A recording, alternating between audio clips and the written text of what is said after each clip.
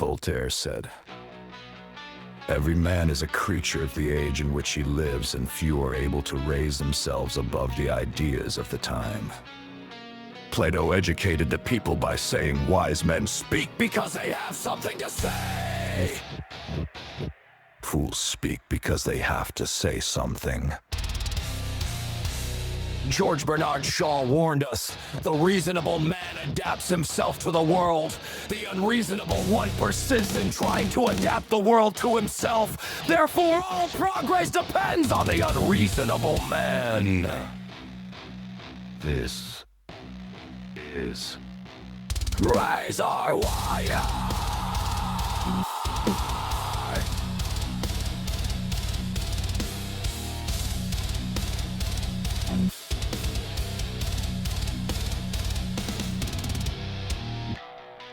Saturday, March 14th, 6:32 in the evening. This is number 250 of Razor Wire. Welcome to the show, everybody. Fitz, how are you doing over there? I'm great. I'm great. I'm very excited for the show tonight, not because of the content of its character, but because of the color of its skin, and that's going to be great. I'm very excited. That's how we're starting the show. Well, I mean, That's very well God done. damn it, dude. The fucking narratives are terrible. You don't know what to believe anymore. Nobody has any character left. No. So I'm just going on the face value of this show, which is it's 250. We have some of our best peeps in chat. I'm excited. I know Jefe's excited. I know you're excited. So let's just take this thing at face value. That's what I was trying to say. I wasn't. No, Yeah. No, but you know what that sounds like, though? When you, I feel like we're already going right for the Jesse Jackson memorial that went sideways because of the Democrats last week. Because they couldn't help their No. giant egos getting in the way of a fucking man dying and his legacy. They couldn't help it. And then his son has to go off and dump. You guys fucking suck. All of you. You suck. Yeah. This is nothing my father stood for. You all are terrible people. I loved it. I loved it the way he came out. He did. And He did a fantastic restored. job. Yeah. It restored some of his father's dignity. It was great. It's been a hell of a week. And I know we say this every week. It's been a hell of a week. And I get it. I get that it's repetitive. But this week we have terrorism being denied by CNN. They can't come out and admit it that there's actual terrorism happening in New York City.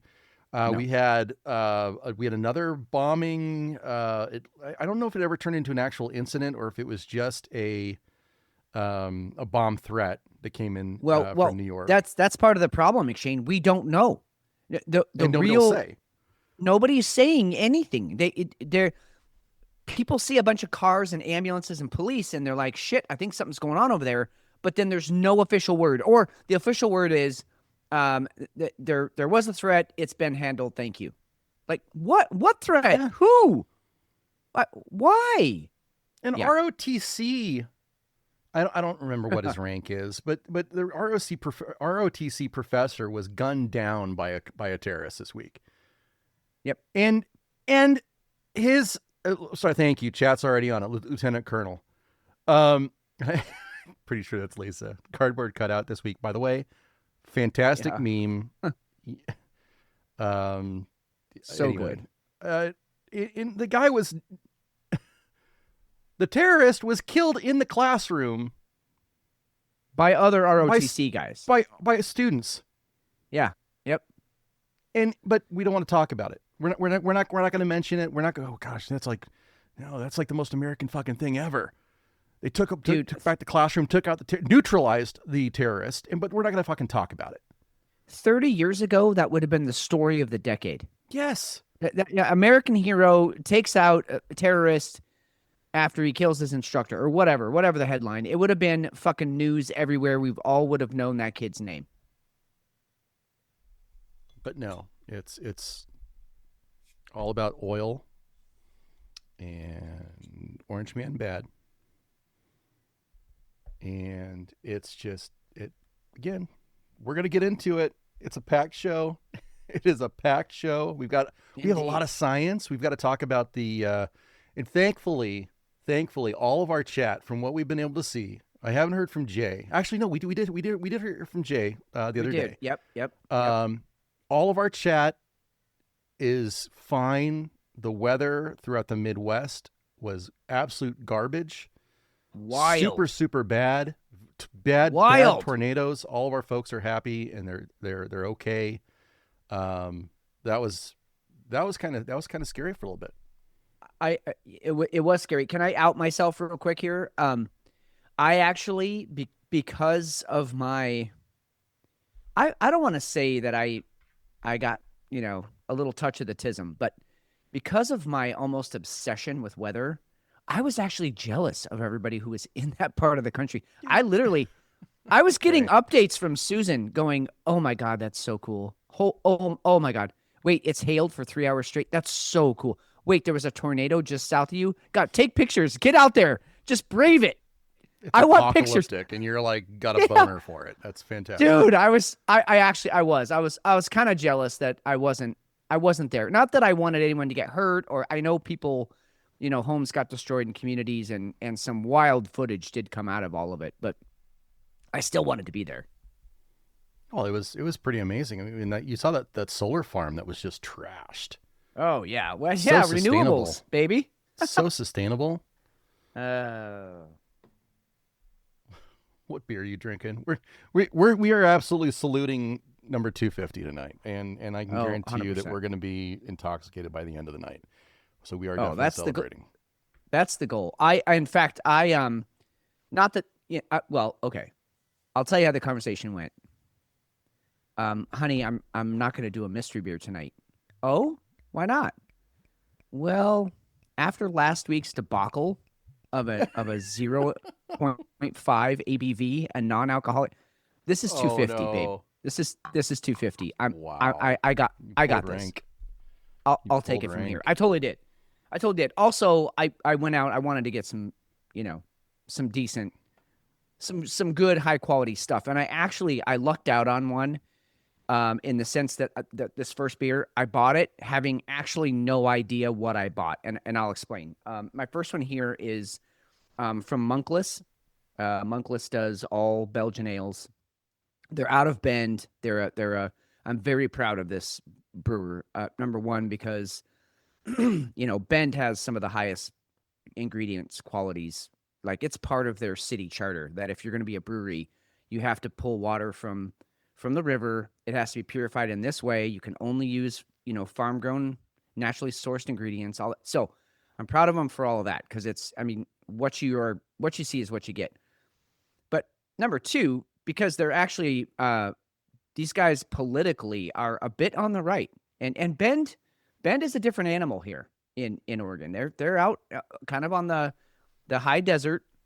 They don't get caught up in the Portland, Salem, bullshit radical left politics. They're kind of doing their own thing, and they don't give a shit. And they were kind of part of that movement. Remember when part of Oregon was going to secede to Idaho? There was a lot of people in Bend that wanted that to happen. So anyway, proud of that brewery. Definitely proud of the product they put out. But this one is Friars Festivus. This is a Belgian-style quad that they only put out every winter. Now, the reason I feel like I lucked out is because I was like, oh, shit, I love that beer. I'm going to get it. Bought it, $11, okay? $11. Keep that in mind. It was put in the bottle in 2023. Ooh, that's fun. Yeah. I had no idea. I was like, dude, I don't care if it's this year's. I just like this beer. I'm buying it. And then you look on the back, and it's got the little handwritten label of when it was put in there. So I'm very excited. This is a darker Belgian. A lot of Belgians are kind of honey color, but this, because it's a quad, that means it's been recast 4 times. That's where the quad and the triple and the double all come from. So anyway, this thing is mature. It is 100% a perfect beer for a number 250 show, since we are a fourth of the way to 1,000. You see what I did there? Quad. So wow. Nice anyway, connection. Sorry. Well done. Thank you. Yeah, thank you. I just came up with it right now. God, I'm such a fucking nerd. All right. Anyway, let's taste this beer. You can go to monkless.com if you guys want to check them out. Shit. It's a bronze medal winner and a silver medal winner, and they've done really, really well. God damn, dude. That is good. Okay. Caramely, definitely have the high, like, farmhouse ale notes in there, but not the banana ones. More the high wheat, sort of almost, there's a little bit of a leather in there. And then on the back end, fruity, like the prune, almost cherry. You almost get a cherry flavor in there. Very, very good beer. Holy shit. And it's a 10.2, by the way, so definitely respectable. Nice. All right. Well, you know what? I'm going to vow in the next year, I'm going to try and get more Belgians on here. I've not done a great job. And I think part of that is that we don't get a lot of Belgians out here. So I'm going to work a little bit harder. When I do see a Belgian, I'm going to go and I'm going to grab it. There's your little vow for the next 250. We'll start with that. Nice. So I have with me here Coconut Medianoche. This is a barrel-aged Imperial Stout. It's a 12.6. We told you guys we're going to let it all hang out tonight. So if my pants come off, that's that. 2025 Coconut Medianoche is a blend of Medianoche batches aged for over 28 months in a variety of barrels, including 11-year-old Dickel bourbon barrels, 15-year Sarzac rye whiskey barrel, 10-year Blanton's bourbon barrels, 10-year Buffalo Trace bourbon barrels, 9-year Stag Junior bourbon barrels, 7-year Weller bourbon barrels, and 15-year-old Fitzgerald bourbon barrels. So that's amazing. Yeah, I've been eyeballing this for a while, and it's stupid pricey, and that's one of the reasons why I did not get it. So again, this is a victory dance for 250, because how many podcasts make it past 10, let alone 40, let alone 100? Not many. They many. Really don't. We're in rare air, truly. We're very fortunate to be friends with some of those podcasts, like, Boomer Bunker and I Had to Say It Pod, and you guys have all made it. I think you guys have lapped us a couple times here because you guys have been doing it for a long time, and you guys are awesome. So we're happy to be part of that. But I do want to go ahead and try this dark, thick, lovely. Oh man, it smells so good.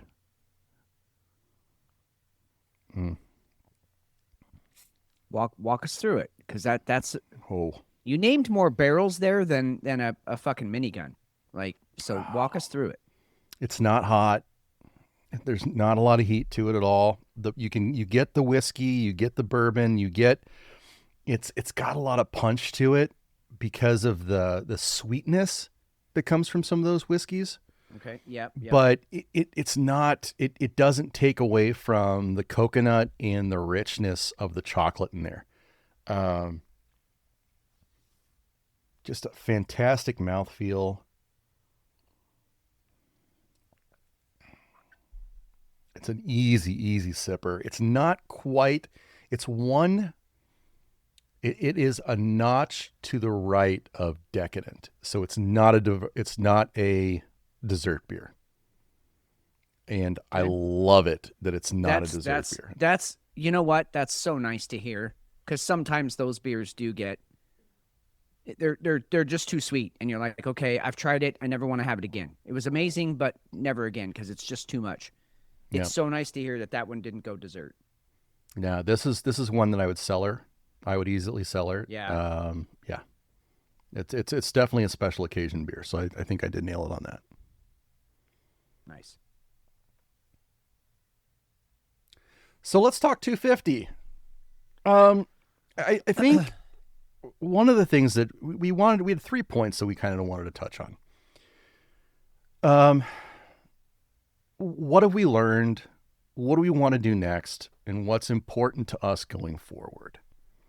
I don't see us changing the attitude of the show. No. I think we've grown. Without that, without that, we lose the whole reason we're doing this thing. So Yeah, I think we've grown. If not just by the content and consistency, the sound, and I think we're getting better. Even still, we're continuing to get better in all those areas, because I think the flow, especially with how we perform the show, how we produce the show, is not the easiest way to do it. It's very fly by the seat of your pants, which I think has a little bit of that's a little bit of that edge we like. So I don't see any of that kind of stuff. I don't see any of that stuff changing, unless, freedom of speech is completely torched, which I'm going to worry about that once we get to a new regime in power. Yeah, but, I mean, and if that's the case, then I mean, this show is my ride or die, and we make shows until they take us off the air. I'm not gonna, email threats or a knock on my door. Hey, we hear you're doing this podcast. Fuck off. I am not afraid of you. And so until they physically remove my microphone, we're gonna keep making this show. I'm right there with you, and I'm even willing to go out and put it on ham radio, if that's the case. I think that would be a fucking 100%. Blast. Let's go. Hey, remember I came up with Pirate the concept radio. of Rogue, Ronin Radio. Yep. Yeah. Yep. Let's do it. Let's just go Ronin. We have no masters. We are just gonna do our thing. I love that idea. Hell. Well, no, I won't go there yet, but we have some other tricks up our sleeves if that were to come to pass. I think we do. I think we do. You always have to have a plan B. You never walk into a place and not have a way out. So, that's the important thing. Yeah. What have we learned? I was just gonna say, to your first question, what have we learned? I've learned that we actually don't know shit. That what we think we know, we don't know. I mean, everything from the Mandela effect, completely changing our reality, all the way to AI, feeding us a artificial reality, that is virtually undetectable if you're not really looking for it. I think moving forward, this show is going to be pessimistic on a good day, and downright doubtful on the days when we just see the narrative and we call it out and we say enough is enough, because you're feeding us a line of bullshit to get us either upset or to calm us down, or it's all manipulation. And I think that's what I've learned. We haven't learned any new information, but we've learned how we're being manipulated and how to see through it. And which is powerful. It's huge. As soon as you pull back the curtain on the wizard, like Oz is over. Oz is no longer a fun game. Oz is just a joke.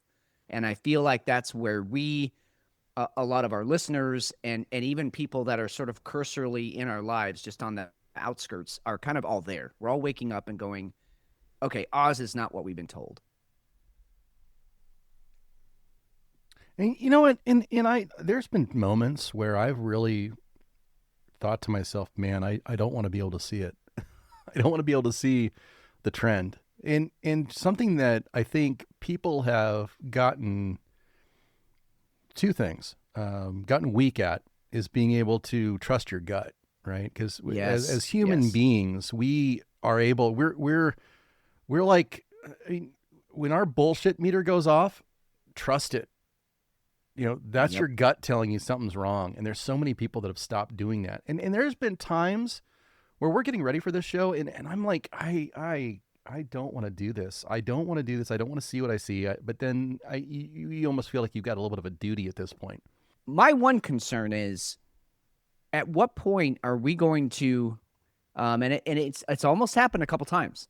At what point are we going to take a stance on a person, on a subject, on an event, and we're gonna call it out, and then we're gonna get called out because what we thought was real wasn't. I'm waiting for that day, and I'm fine with it. When it happens, I'm We're okay with being wrong. We've said that a million times on this show. Oh yeah, we've had our retractions. Sure, we have. Yes, we've issued our retractions. But there's going to be a thing, and I mean, I don't know what that'll be, but a thing where we're like, this is this way, and here's how we feel about it, and then we're going to find out that it's not that way, and that we actually feel different, and so we'll have to roll with it. But I feel like that day's coming.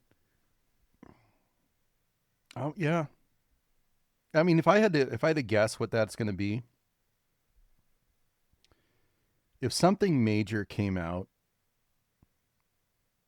with Epstein and Israel, because as far as the Iran business, I've flipped my tune a little bit on that, and I think that everybody's aware of that. I think it's bigger than just Israel. I think it's the UK. I think I'm dead set. A lot of it has to do with China. Yep. If something damning came out, that would be something that I would be absolutely shocked by flipping. I'm that dead set in that category right now. Yeah, I could see that. I was even thinking it would be something that we don't even see coming yet, because we talk about every week how many things are happening daily and particularly weekly. You look over the last 7 days since we did this last, a lot has happened. I mean, it's a year's worth of news that just happened this week. So I'm thinking that there's going to be something that comes out of left field that we don't even know is a possibility yet. And when it happens, I just because and what I'm getting at, I'm particularly worried about AI, and not to take my job, but to feed me misinformation, or to feed all of us misinformation. Yes. That looks real, smells real, tastes real, and we make a judgment call, and something happens because of our judgment call, and then we find out later, oh, that was just AI. That's what I'm worried about, because I think we're getting to that point. I'm not worried about AI becoming sentient, although there's some weird shit going on out there, which we're going to get to. I'm more worried about what can AI do to fool those of us who consider ourselves sentient. Like that's an interesting problem, and we're in it. We're in it. I want us to keep growing. I want us to be able to keep venturing out. I made some adjustments this week that I think is going to lead to maybe a little bit more exposure, video. I think we've got that down. We're going to give that a try for a little bit. It's not going to be us on video, but we've got something that we're going to work with. So you might see us on YouTube, might see us on Rumble a lot more. I want us to be a little bit more effective and try and be a little bit more piercing, especially when we're trying to make points. So I think that might help us. I want to make sure that we're doing right by our listeners. I'd love to see that listener base grow, but I also want us to be true to them too. So call us out if and when we're not. I think that's 100%. One fundamental thing that we can lock in on and make sure that we're doing a good job with. Because at the end of the day, this would not be nearly as fun without having them listening, chiming in. Hell, I mean, for all of you guys listening out there, some of the stories that we get, I mean, we don't drop everything into the Razor Wire chat, but some of the stuff that we get is from that Razor Wire chat, and there's smart conversations being had, and they're funny conversations, and it's lighthearted, and this is the kind of stuff that helps us get through the week. Because when you start being able to see in between when all you do is read in between the lines, because it's that easy to see, shit gets really dark. And I want to make sure that base, grow it, cool, love for that to happen, but I want to make sure that we protect that. I really do. Yep. No, I think that's well said. I feel the exact same way. I mean, shit, dude. Remember when it was just you and me? Just basically talking to each other, over the internet, and we're like, hey, we could make a show out of this, and so we did. So it started out from you and me. Jefe got involved. We've had people come in and out of the chat, in and out of our circle of influence, but we've continued to grow in our listener base, and I agree with you. I think if that's where we started, that's what we have to stay true to. That Otherwise, why are we doing it? You know? And yeah, if it grows, that's great, because that just means more voices, more ways to make sure that we're all getting the truth, right? The whole experiment of that they ran back in the 1800s of like at a county fair, and it was like, hey, guess how heavy this heifer is, and so everybody write down on a piece of paper how heavy they thought the heifer was, and nobody got it right, but the aggregate, the median of what everybody said, nailed it. So the truth is always in the middle. We say that a lot. Yep. And all of us is better than none of us. And so the more opinions we have, the more eyes on the subject we have, the more opinions and thoughts that we can get out and make part of the discussion, the better, which is the exact opposite of what the powers that be want. So I feel like, you know, as a rebel show, that's what we need to hang on to. I love it. So Yep. a massive thank you to everybody in chat: Susan L, Yeah. Duchess, Huge. Lisa, Aaron, Justin, Moxie, Jay, Bruce, everybody who shows up, John, everybody who shows up from week to week when you can. And we know it is super late on the East Coast, and the fact that you guys are willing to stay up with us, listening, and I'm hoping we're being entertaining, but it means the world to us. So thank you so Yep. much for sticking with us, and we're going to keep trying to be well-informed jackasses. I think that's what we want. Yep. Agreed.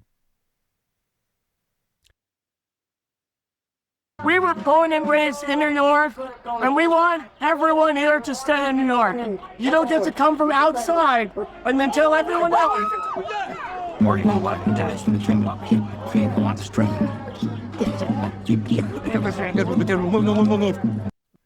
This was Walter Masterson at a anti what was it? It was a counter protest. Anti-ICE. Yeah, it was an anti-ICE protest. And in front of he had Mandani's mansion. God. Oh, it's such a great scene. Every time I see it, I watched this video 50 times. Every time I see it, I laugh. He's got his cute little bullhorn hanging around he's too much of a pussy to even lift it up to his mouth, right? He's too tired from the night before or whatever. But he's got his little bullhorn hanging around his neck, and he's talking about how everybody here is welcome. I'm a native New Yorker and I want everyone here. And then this fucking guy literally throws an IED, let's call it what it is, an IED into a crowd from over his head, which is the best part, because he just like leaps over him and chucks it. And then his Walter Masterson's face afterwards, he's like, what just happened? What the fuck was that? So amazing. So that was on March 8th. And the fallout from this was absolutely amazing. CNN couldn't cop to it. They couldn't, they just could not. They couldn't admit that there was actual terrorism. It was so blatant. Really, really unbelievable where CNN has fallen to, has gotten to. And I mean, look, maybe this is one of those cases where they were always that thing. We just didn't know. But man, it's bad. Yes, the memes. Do we have a Jefe sighting here? Hi, guys. We do have a Jefe sighting. Hey, Jefe. Welcome to 250.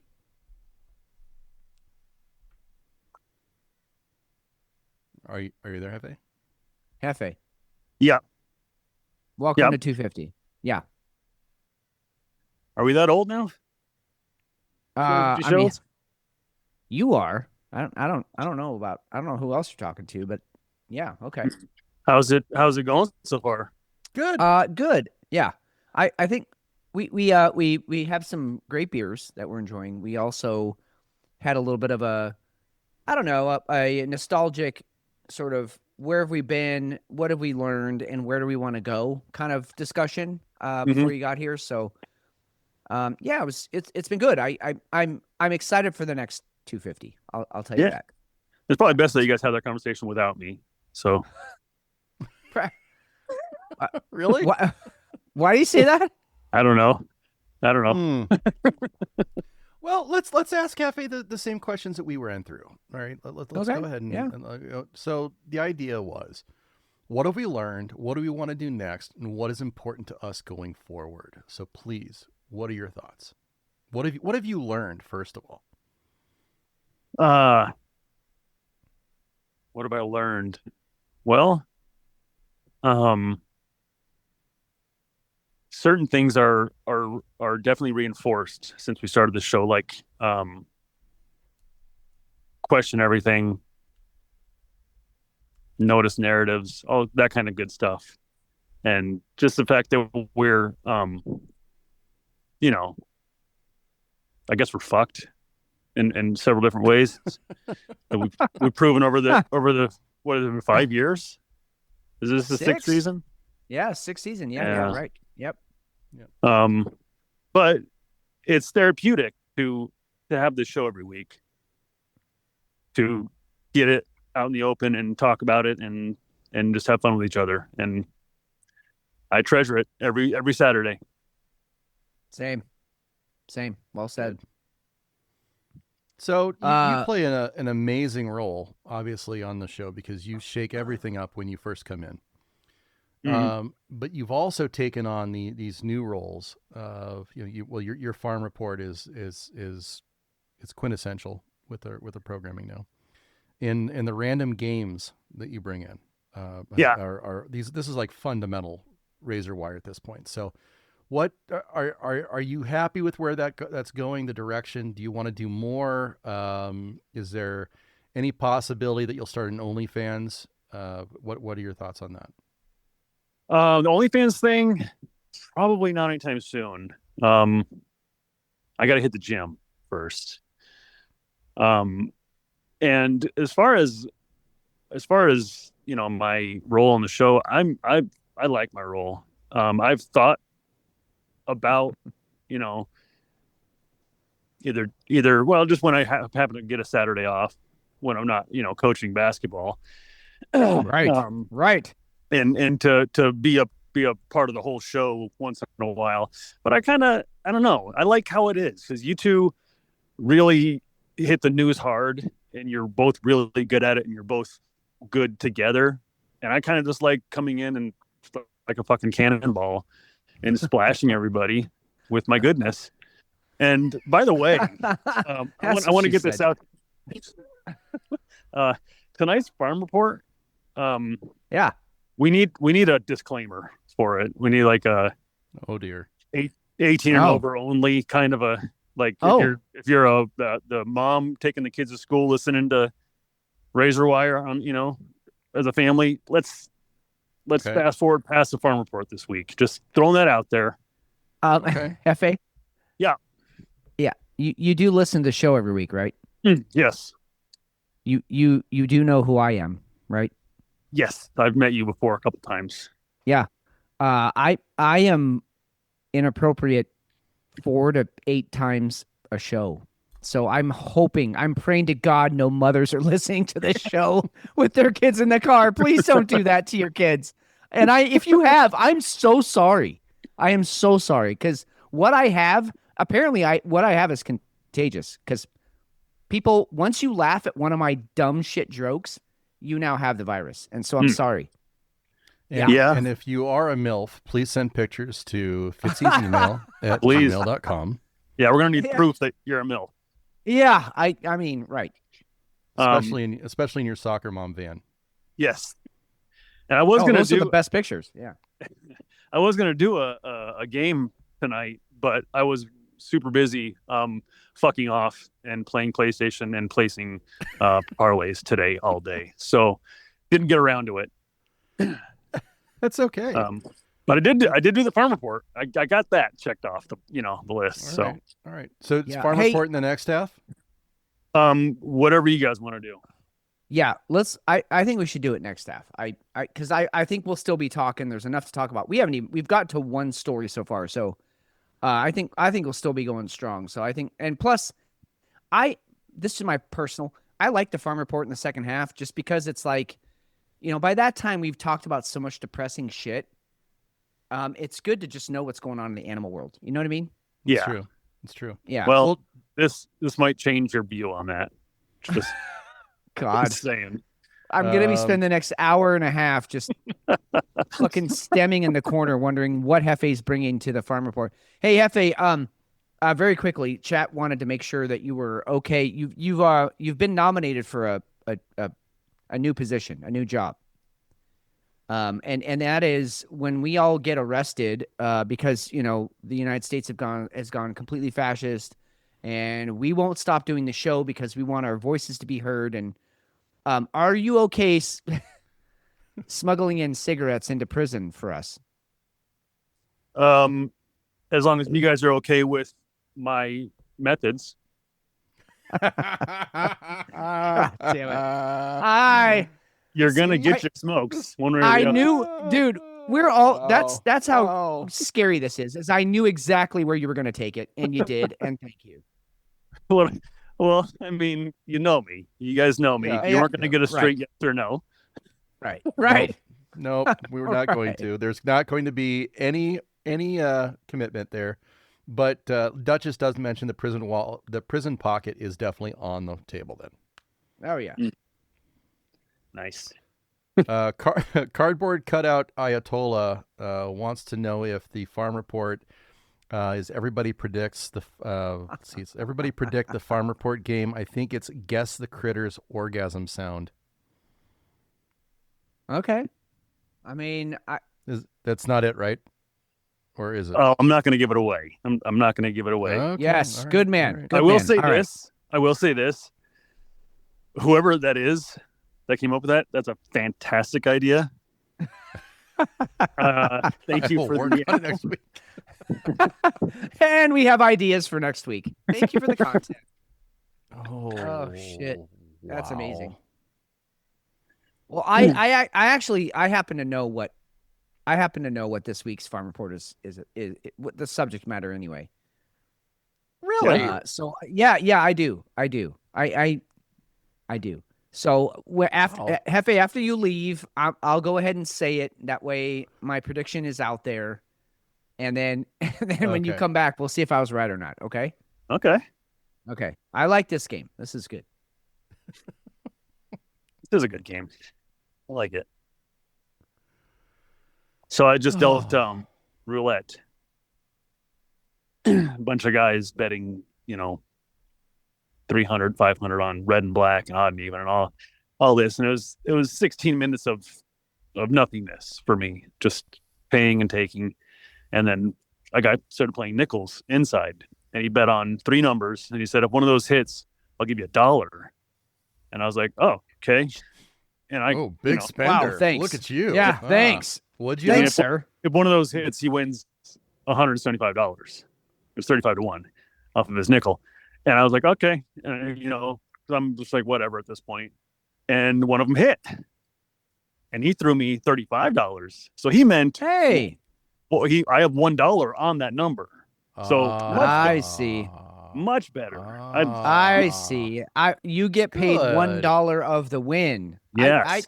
Hey, good for him. Whoever you are, sir, that's the way to fucking do it. Yes. Absolutely. So I wish his friends would have taken the cue, but it's okay. That's way more than I thought I was going to make on that table. So, do you ever want to I know it's probably frowned upon, but like finger guns or like high fives, you can't do that kind of stuff, or like fist bumps. You probably can't do that. Finger guns? What year is this? Bam!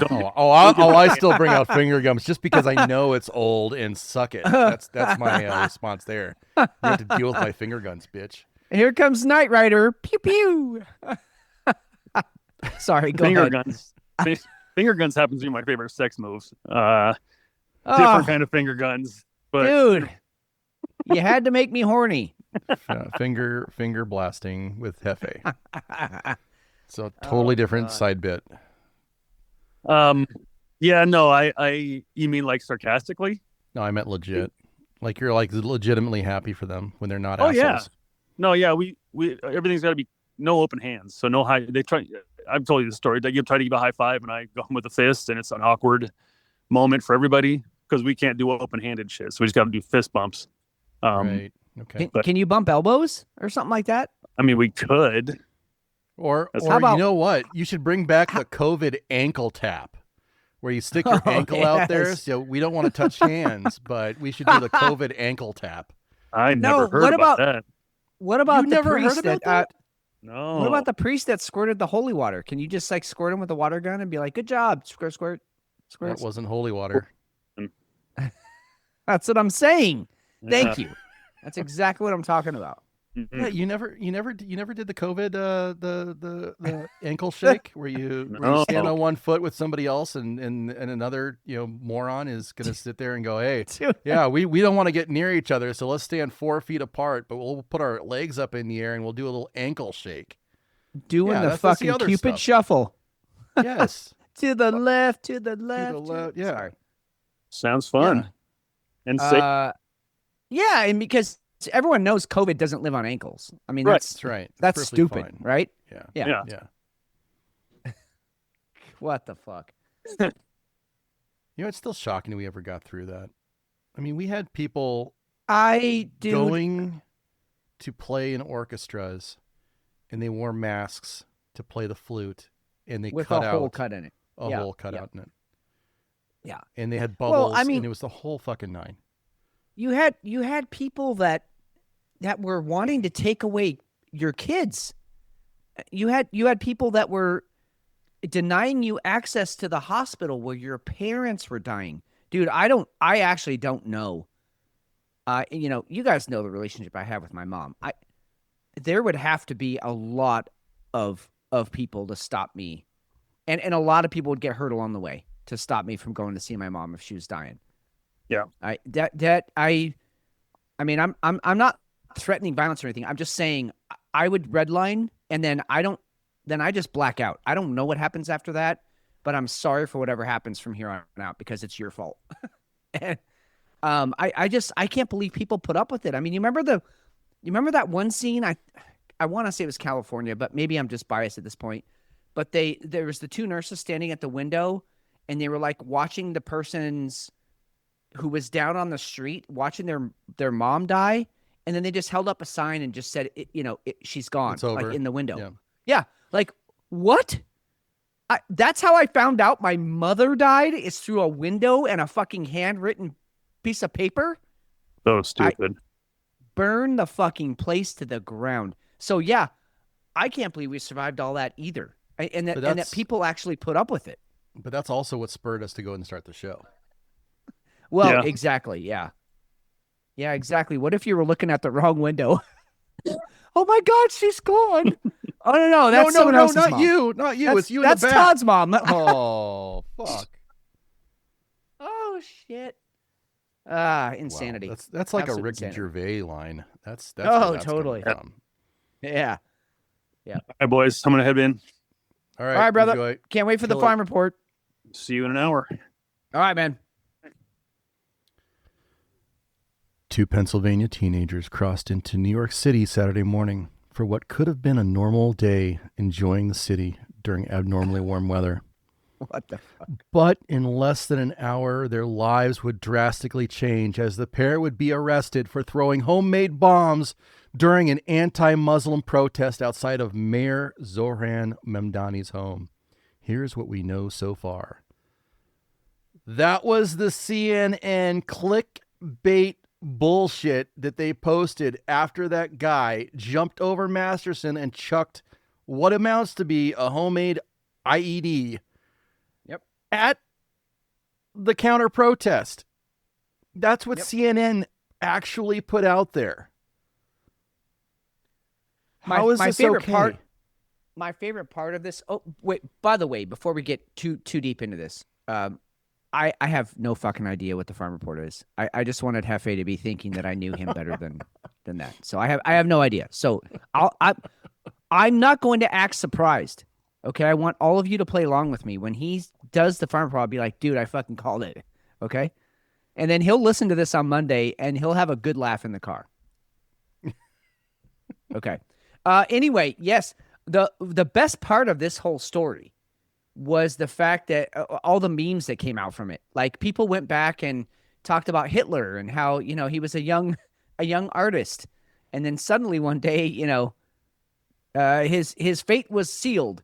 And then other people did ones on 9/11, on the bombing in Oklahoma. I mean, there's dozens of them at this point, writing these horrific occurrences from the point of view of CNN, where we're going to minimize and somehow try and make the victim of the person who actually did the awful thing. Really, the one on the Unabomber was fantastic. Ted Kaczynski, they didn't even talk about his name. They just said, a promising young mathematician one day found himself dropping off like illicit. There we go. Yeah. Math prodigy. Math prodigy was accepted to Harvard at age 15 for what could have been a lifetime of achievement. But after living in the wilderness in Montana and writing a prescient manifesto about industrial society, his life would drastically change due to the packages he sent in the mail. That's the Unabomber. This is what, and it's all mocking this. Oh yeah. No, that's what I mean. Mocking CNN.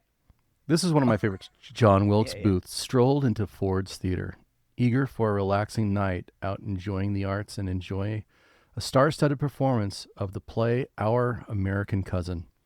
But in less than an hour, his life would drastically change after he decided to protest the president, who was also in attendance. Here's what we know so far. That's so well written, because that's exactly what CNN tried to do with that story. To try and make this guy, he was just out for a nice stroll in the New York Day, but oops, his life changed in that moment. Here's CNN chairman and CEO Mark Thompson. And now you'll know where they get this shit from. We stand by our journalism. Politicians have an obvious motive for claiming that journalism which raises questions about their decision is false. At CNN, our only interest is telling the truth to our audiences in the United States and around the world. And no amount of political threats or insults is going to change that. They haven't told the truth in years. Abby Phillips, she had to recant several times this week. Every day they have to, sorry, we didn't mean to say that. It came out wrong. I didn't have the facts. I misspoke. Don't speak then. It's very simple. Shut the fuck up. Easy question for you, McShane. But at this point, do you think that they're just they've got this identity, right? That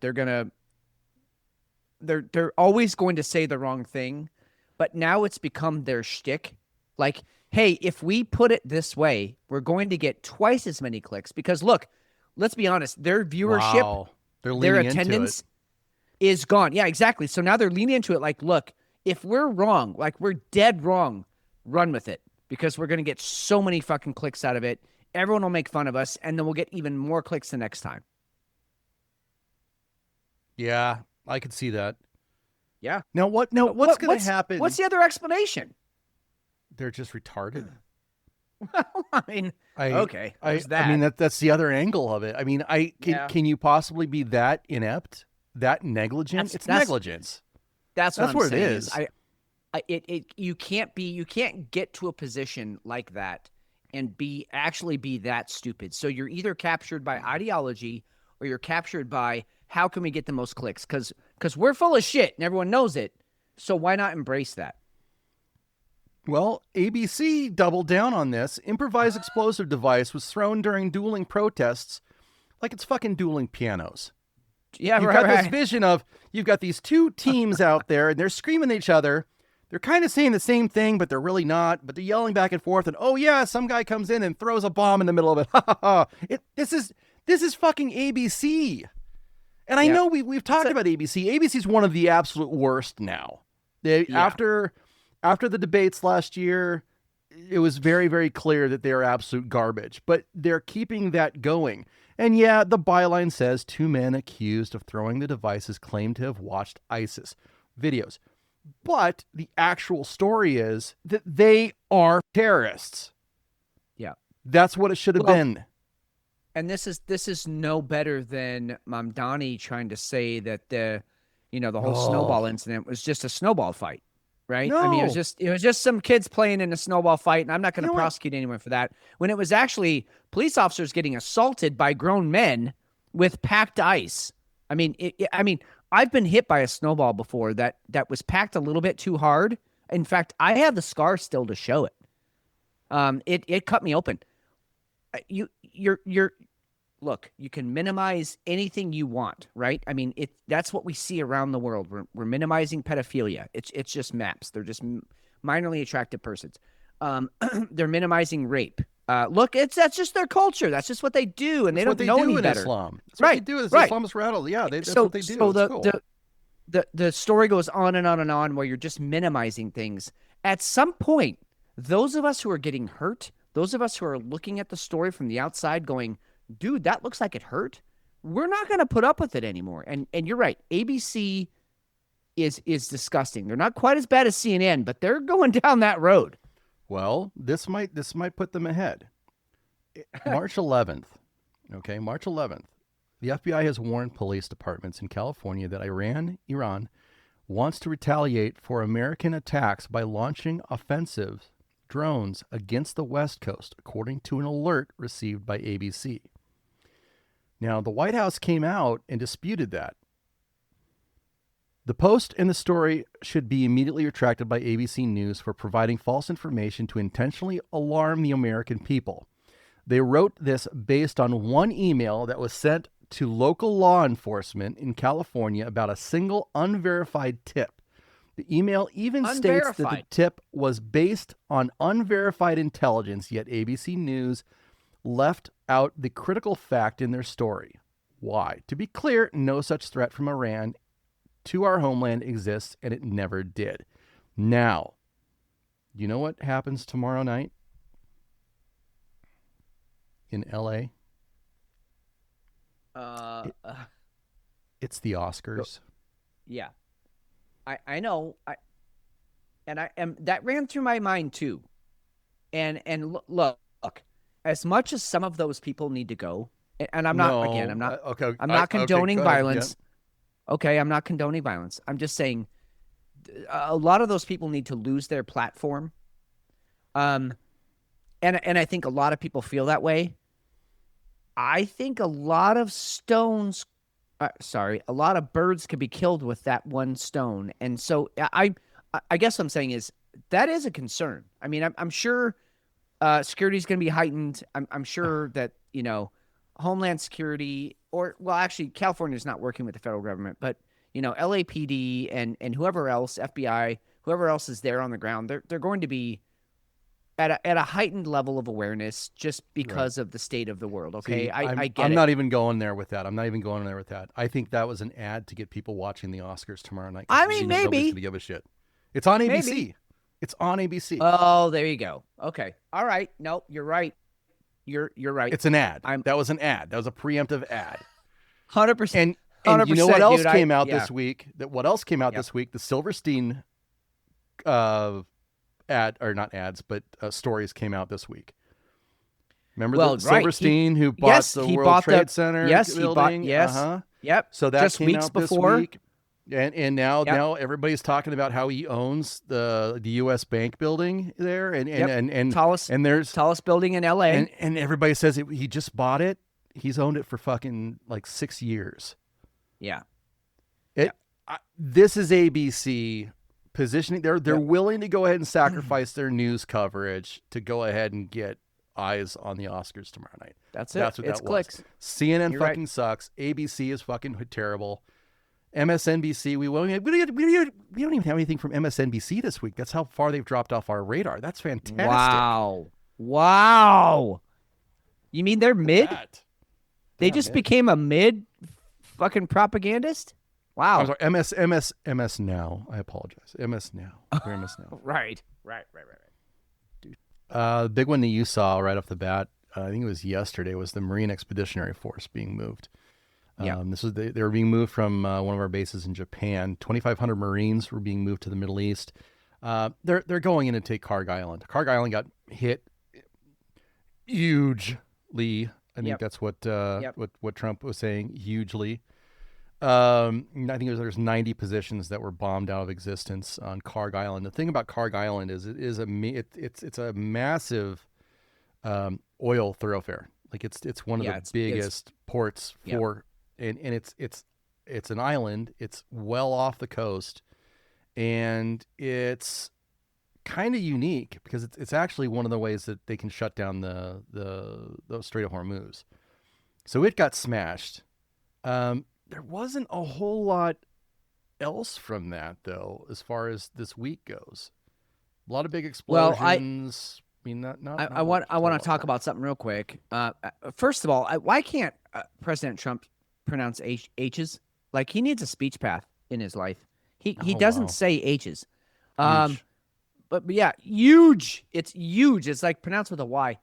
But the other thing is, I actually had a I won't say. Well, I will say it was a lengthy conversation with one of my kung fu students who is actually one of my buddies as well. You met him, Matt, and he when he was in the Marines, he was actually part of MEU, Marine Expeditionary. Oh wow, okay. Expedition Unit. Yeah, he was in charge of communications for his unit. So. I mean, these are the guys that are like the tip of the spear. They go in. So he's like, no, if I was still in, that would have been me. He's like, I want people to know something, which is that when you send in a MEU, which is what they call them, a MEU, it's not the precursor for ground troops, which that's how he and I started the discussion. I was like, dude, this sounds like a sort of, opening volley, and now we're going to have ground troops in. He said, no, not at all. He said, this is a highly specialized small group of guys that you can divide up into 5, 10, 15, 20-man teams, whatever you need to secure a small area, to secure a port, to set up logistics, to just basically make an area palatable for you to operate from if needed. He said, but most of the MEU missions and support exercises never come to anything. 99% of them. He said, we go in, we do our job, we secure a small area, we secure an island, which you were just talking about, that island. Right. And then once it's secure, the basic, like the reason the MEUs were created was to have a relatively small number of people that could do a relatively large amount of damage. He's like, that was kind of our motto. Like, just send in 5 of us. Yes. Yeah, exactly. But without not like a SEAL team where you've got to stay covert. Like you want to rattle some doors. Yeah, no, they're not precise at all. They make their presence known. They're sort of asking for a fight, like, hey, bring it. And if you bring it, you're fucked. And so anyway, I thought that was a very interesting insight because I was under the sort of, I guess, false pretense that, hey, if we're going to send in an MEU, then that probably means boots on the ground within 6 months. And he's like, not at all. In fact, the MEUs are sent in to be preventative. And it's when they fail that we need boots on the ground. So I stand corrected, and I learned a lot from him, and I'm hoping that he's right, and that this is just, we're going to be able to accomplish the mission and get the fuck out of there. I was encouraged by that, and I'm glad you were able to kind of get that information from. So thank Matt for us. It goes to show that it's still very calculating. You're not going to get this information. The mainstream media is not going to tell you this stuff. They're not going to tell you, hey, this is why it's being done. They're going to tell you, oh, it's bad. This is bad. Maybe CBS will. CBS has been doing a decent job. In fact, they have. One of the talking heads is usually pretty adamant that MSM sucks. Even came out and said this today, and this was one of the I can't remember who it was. I think it was one of the not Dort or Anyway, it was one of the more guys who are a little bit more conspiracy theory oriented. Yeah. Even came out today and said, you know what, CBS is actually doing a pretty solid job. Yeah. But you're not going to get that stuff from CNN. In fact, CNN was caught partying with a bunch of higher ups in Iran as they were walking around Iran in a very secluded area. Yeah, that one, that's like a really major cringe story right there. Like, if that's true, what the fuck are you doing? Well, it harkens back to the stuff that happened in Ukraine, where you remember the reporter laid down in the ditch and she made it look like she was being shot at. Yeah. And the Meanwhile, woman walked, the old lady. Yeah, old lady walks by and you see her fucking producer like walking in the background. It's what are you guys fucking doing? Yeah. Nice way to pretend that shit's worse than it is. So I'm not saying that you know in an expeditionary force going in is a good thing, but I think we especially since we're not getting a lot of information anyway, which we need to be honest about. We're really not getting a lot. We see a Moab goes off here. We wonder about that. There's a bunch of big explosions, fire running through the fucking sewers in Iran. Weird stuff like that pops up, but we never see any. There's never any other commentary from anybody. It's hard to kind of get a handle on what exactly is happening over there, but at least an expeditionary force going in that might be a good thing. Yeah, I actually felt better after talking to him. Just knowing that the whole reason the Muse go in is to try and prevent an escalation of things. That they're there to lock it down and hopefully keep things calm and not necessarily, upscale things. So we'll see. It's not always true, but he did say, most of their missions were just, they go in, they secure an area. 2 weeks later, they're gone. It's done and done. The enemy retreats and everything's okay. So let's hope for that. One of the other things that was pretty maddening this week was oil. And Jesus Christ. The thing that everybody loses sight of is that all the stuff, the oil price is baked in. It was purchased several weeks ago. Exactly. Yes. So everything that happens now is just it's out of fucking touch. It doesn't make it's honestly it's prospecting. This is carpetbagging type stuff. They're making money off of it going up when it doesn't need to go up. But it went up, it's down. It was absolutely ridiculous this week. And I don't know what it's at now. I should go ahead and look and see what it's at now, but I know futures is opening tomorrow. Well, first of all, understand what a futures market is and how you can gamble on what you think the price of oil is going to be tomorrow or next week. But it's a very real thing, and you can take out a short on oil saying, hey, I'm going to pay this lower price for oil, and if it drops to that price, then I make the difference of where it's at now. Or you can say, nope, I'm gonna gamble that it's gonna go up, so I'm gonna buy the low and hope that it jumps, and you can make money off of that. So there's money to be made either way. What's been crazy about this week is, number one, that oil's gone from as low as 78, maybe even lower, maybe 75 a barrel, all the way up over 100 a barrel in a matter of hours, and then dropped back down into the 80s. I mean, it's wild shit. I mean, the price of oil, like you said, it should be baked in, and we should be able to predict it fairly regularly. Like if there's an increase, like even back in the 70s with the last Iran crisis and the big oil embargo, and you could slowly see those gas prices rising. They didn't rise overnight. They rose over several weeks. Yeah. And then you had the gas lines and all that. So it should be predictable. It should be, I put my dough in the oven. I'm slowly seeing the bread rise. I'm going to have a loaf of bread. It's not like that anymore. It's like the dough is becoming bread before you even put it in the oven. I mean, it's so unpredictable. It's so out of whack. And so I think all of it, number one, we know it's artificially being manipulated. I'm not saying AI, but I wouldn't be surprised if AI was manipulating it. Number two, we've got to ride the average. we can't get upset about it spiking to 110, and we also can't get excited about it dropping to 70. No. Neither one of those are real. Right. The real price is baked in the middle there, which is probably around $80 to $85 a barrel. Yeah, which makes sense. Which makes sense. That's where it should be. That's where we try and maintain it. And believe me, all of the, United Arab Emirates, all of the oil drilling countries out there, oil selling countries, Saudi Arabia, they all want to see the price of oil fairly consistent, because the more volatile it is, the more we all get worried and we start riding our bikes to work, right? So they don't want it volatile. So the fact that you're seeing volatility means that someone else is in control, and I have a hunch it's AI. I'm just going to throw that out there. Well, I think we've always had. There's been algos that have been in control of things for years and years and years, but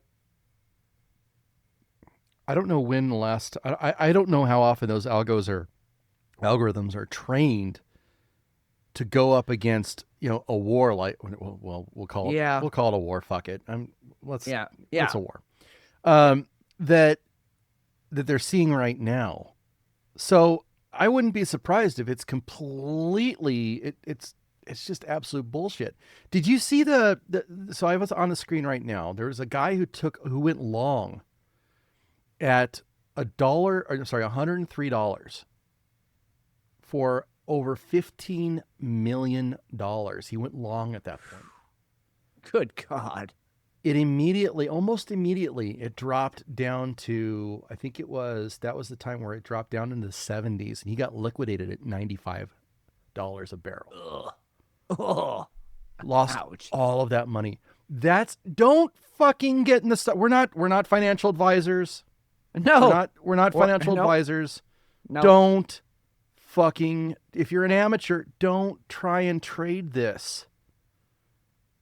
Yeah, it's all fucking especially bullshit. Especially right now, it's all so manipulated. There is no predicting this. I mean, look. If you want to drop 15 million, go down to Jefe's casino. Yeah. Tip him $1 million, right? Yeah, load his box up and then just play until your money's gone. That would be a better use of your money, a better use of your time. You're going to get free drinks. You're going to get to people watch. But betting on oil futures right now is financial suicide. I mean, unless you just literally have money that you're throwing in the fireplace to keep your house warm, don't do it. That's ridiculous. How's that beer treating you? I'm about let's say 3 sips away from being finished with it. I'm ready to be done with this though. I'm excited for my next beer. I'm ready to move on to the next one. How about you? Where are you at? It's very good. Very good. I'm not going to call it a sex beer. It was close. Actually, as it warmed up, it got a little bit sweeter, a little bit too decadent for me. But it was still a fantastic beer. Like, this is the one I would want at the end of the night, truly. And that's the way both of these are going to be. I know that, but we're going to get through it. It's going to be okay. Yeah. I'll say, I don't think I could ever pick a quad as a sort of sex beer, like a girl that I want to take home, only because they're such fast movers. You know what I mean? Like they're the girl that you take into the bathroom stall, not the girl you take home, if that makes sense. Oh, Really? They hit hard, they hit high, and then they're gone. They leave you. And so I mean, we can go back and check this. I don't know if AI could help with this, but I don't think I've ever had a Belgian triple or quad that I've called a sex beer. I don't think I have. See, for me, a quad it's like a Bridgerton. If I can quote I think it was Netflix. Okay, yeah. I'm the nobleman, and I'm hiking up her skirt, and she's totally in. I think originally it was PBS, but okay, Netflix. Yeah, or maybe it's PBS now. I have no idea. I actually have never seen it. I just know it's royalty, and pulling up a dress and going through. No, like 1700s. Oh no, I'm sorry. It was World War I. Yeah. No. Bridgerton. No, Bridgerton was not World War I. All right. No, Bridgerton was older than that. We need It's to all check horse. this. Yeah, check it. It's all. Oh, horse and Downton Abbey. carriages and You're stuff. right. You're right. I'm sorry. I was thinking Downton Abbey. My bad. Yeah. Which is also a hot British show, PBS. You're right. Bridgerton, Netflix. I'm with you now.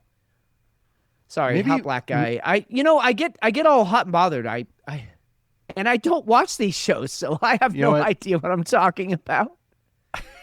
Oh shit. Lisa, It's okay. Netflix. My wife watches because these everybody's things. I don't- black. All right. Isn't there a hot guy and a hot black Oh. guy in Bridgerton? Yeah, and this year there's a hot Asian chick too. Dude, okay. Allegedly. I mean, I only watch I'm it as not- I'm walking through the room. Like, oh, look at that! Look, they're banging under the stairs. Cool. I mean, that's like stuff that I could totally get into, but it's all the other stuff that I can't sit and watch. Well, it's the drama of it all, the intrigue, quote unquote. I just want to skip to the part where they're banging. You ready for beer two? Yeah. Let's get me out of this embarrassing Downton Abbey fiasco. Beer two is coming up. It's the first time Bridgerton and Downton Abbey has ever come up on the show before, and Lisa's railing on it in chat. Oh, it's fantastic. It's fantastic. I've learned more about Bridgerton in the last 10 minutes than I've ever cared to know in my entire life. So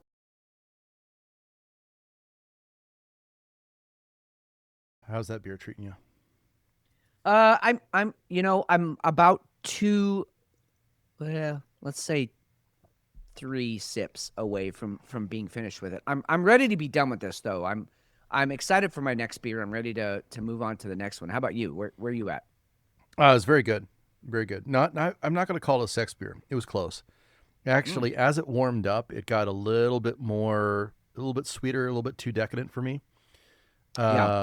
But it was still a fantastic beer. Like, this is the one I would want at the end of the night, truly. And that's the way both of these are going to be. I know that, but Yeah. we're going to get through it. It's going to be okay.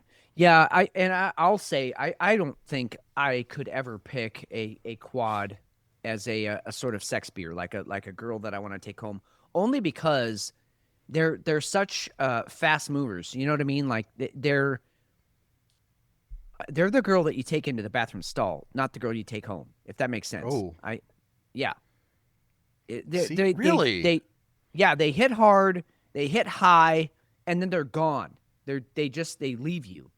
And so I mean, we can go back and check this. I don't know if AI could help with this, but I don't think I've ever had a Belgian triple or quad that I've called a sex beer. I don't think I have. See, for me, a quad it's like a Bridgerton. If I can quote I think it was Netflix. Okay, yeah. I'm the nobleman, and I'm hiking up her skirt, and she's totally in. I think and it's originally it was PBS, but okay, Netflix. yeah, or maybe it's PBS now. I have no idea. I actually have Yeah. never seen it. Yeah. I just know it's royalty, and pulling up a dress and going 1940s. through. No, like 1700s. Oh no, I'm sorry. It was World War One. Yeah. No. Bridgerton. Bridgerton was not World War One. No. All right. No, Bridgerton was older than that. We need It's all to check horse. this. Yeah, check it. It's all. Oh, horse and Downton carriages Abbey. and You're stuff. right. You're right. I'm sorry. I was thinking Downton Abbey. My bad. Yeah. Which is also a hot British show, PBS. You're right. Bridgerton, Netflix. I'm with you now. Sorry, Maybe- hot black guy. I get all hot and bothered. I don't watch these shows, so I have You know no what? idea what I'm talking about. Oh shit. Lisa, It's okay. Netflix. My wife watches because these everybody's things. I don't- black. All right. Isn't there a hot guy and a hot black guy in Bridgerton? Yeah, and this year there's a hot Asian chick too. Dude, okay. Allegedly. I mean, I only watch I'm it as not- I'm walking through the room. Like, oh, look at that! Look, they're banging under the stairs. Cool. I mean, that's like stuff that I could totally get into, but it's all the other stuff that I can't sit and watch. Well, it's the drama of it all, the intrigue, quote unquote. I just want to skip to the part where they're banging. you ready for beer 2? Yeah, let's get me out of this embarrassing Downton Abbey fiasco. Beer 2 is coming up. It's the first time Bridgerton and Downton Abbey has ever come up on the show before, and Lisa's railing on it in chat. Oh, it's fantastic.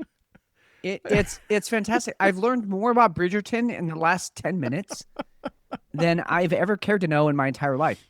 So thank you, Lisa. And also, you said it, McShane. Most diverse chat ever. We can't control.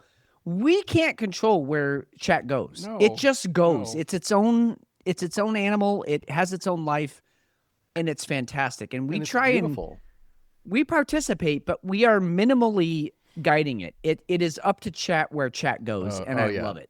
Yeah, there's it's no holds barred. And just to show that, welcome to Narcan for everyone. I think that's Erin. I think she's working tonight.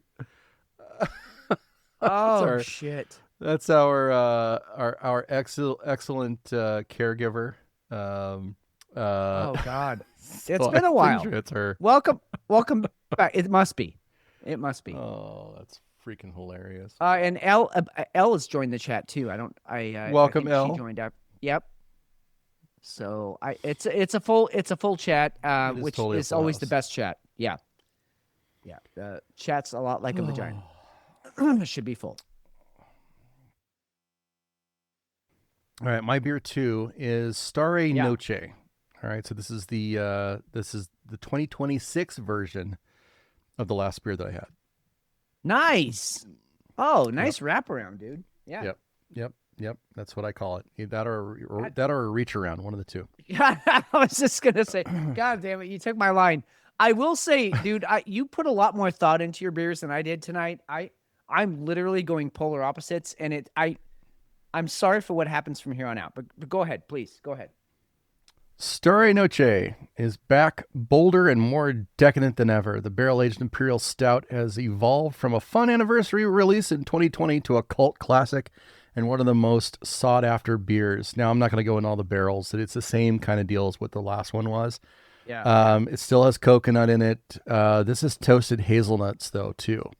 Nice. So you've got toasted bourbon, rich flavors, German chocolate cake, roasted nuts, the flow into a sweet hazelnut bourbon cream finish with lingering complex wood character. That's actually how I like to refer to myself in bed. Complex wood character. So I also refer to you in bed like that. So perfect. Well done. I'm going to delete that tomorrow morning when I go back to root. No, you're not. No, you're not. You're going to let it linger. I'm just going to let it. I Maybe I shouldn't have stepped on that one too. All right. Those screaming trees, wasn't it? No, who was that? That was beedly-deedly-dee. Wasn't that same Natalie or Natalia? I don't know who that was. I think it was Screaming Trees. Or maybe No, it actually wasn't Duchess has Cranberries. Are you sure? You have All to right, let it linger. I'm going to Really? try my beer. You look it up and then figure out what Okay. it was, and then I'll actually talk about the beer. I yes, think you're right. It was cranberries. You're right. God damn it, dude. See, do you see what Chat. quads do to me? This is why I can't take them home. See, and Susan asked if the alcohol was good. Well, okay, obviously. That was cranberries. It's a very similar beer to the last one. A little bit hotter. Okay. A little bit more edge to it. How old was that last one? The last one was 2025. This one is 2026. But they're Yeah. supposedly two different beers. I'm not getting a whole lot of difference between the two. We'll see if the German chocolate comes out in it a little bit more. It is chocolatey. I guess I'm getting a little bit of the toasted. I'm getting more toasted coconut with this. I am getting more toasted coconut. But it's kind of like you would have taken a kitchen torch to the coconut and kind of put it over, or almost like a creme brulee. The sugar from a creme brulee. That's what it is. Exactly. There you go. Yep. A little burnt sugar. I love not just caramelized sugar, but like caramelized to the point it's a little burnt. I love that flavor. That's a great flavor note. So yeah, good for you. And we we talk all the time about how beers will continue to age in the bottle.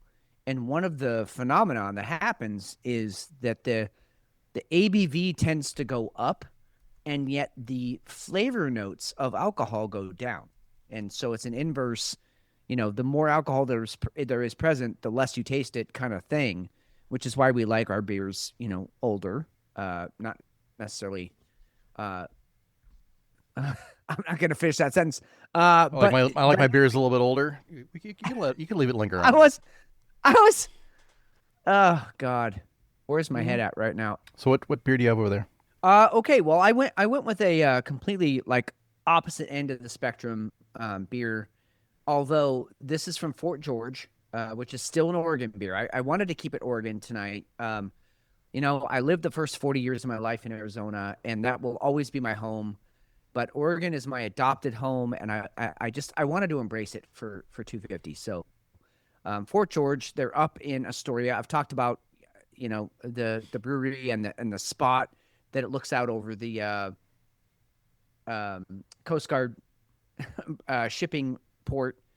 We get to see pretty much every time I've been there. We've seen guys, men and women shipping out on the Coast Guard and saying goodbye to their loved ones, and it's just a really cool scene. Anyway, next time you guys are here, we're going out there, but also a very, very solid brewery. And so this brew is called 1,000 Years of Silence. And first of all, I picked it up because of the can art, which is really fucking cool. It's got a sort of I don't know, like an astrolabe calendar kind of thing going on with an eyeball in the middle, which is cool. It's got the moon phases on there and stuff. But then when I read, it's a Mexican chocolate imperial stout, which, hello. Yeah, that's right in my wheelhouse, right? So you got the nice, cacao beans in there, that really deep chocolate flavor, but then also probably some vanilla and also some chili peppers in there. That's what makes a Mexican hot chocolate, is you put some chili in there. So I'm hoping that this beer does not disappoint. Fort George, they're so solid. I've never had a bad beer by them, so I'm all about it. So I'm very hopeful. And it's by the way, it's a 11%. So kind of on par with my last beer, but I think it's so sort of, opposed on the number scale from dark to light. I think we'll see, but my guess is I'm going to have a phenomenal reaction between the two beers once this one hits bottom. So we'll see. If shit goes off the rails, I'm sorry, but also if shit goes off the rails, you're welcome. Here we go. Shit's gonna go off the rails. I can already tell. That's okay. Oh God. Oh wow. Okay. Really kind of hotter than I thought it would be for an 11%. A lot of alcohol. But man, the chocolate is so rich, and it's not a sweet chocolate at all. It's just that really earthy, robust, sort of, powdery chocolate flavor, and a little bit of heat on the end from the chilies. Not as much as I like. I like a little bit more chili in my Mexican hot chocolate lager, but very good. Do you know that song Senorita by Justin Timberlake? Yes, I do. Yeah. This is Senorita in a glass. Ooh, interesting. Yeah. So yeah, it's dark chocolate, would you say? Or it's dark. Yes, very dark chocolate, very robust, very almost bitter, not unpleasantly bitter, but it's exactly dark chocolate. Like I said, hints of vanilla. They're in there, but and then the chili kind of comes up the back. And I will say the chili doesn't hit until it gets to the back of your throat. Nothing up front at all. You wouldn't know it was a Mexican chocolate beer till you swallow, and then you're like, "Whoa, I'm suddenly warm," which is why I equate it to the song "Senorita," because it starts out kind of cute and poppy, and by the end of it, you're taking girls home and Clothes are coming girls off are and- taking guys home, and yeah, exactly. I feel like something's heating up. I want to go home with you. Yeah, go listen to the song. You'll get it. That's that song in a glass. We should do the new bit. You ready? Oh yes, yes. Yeah! Welcome to the liberal racist news story of the week.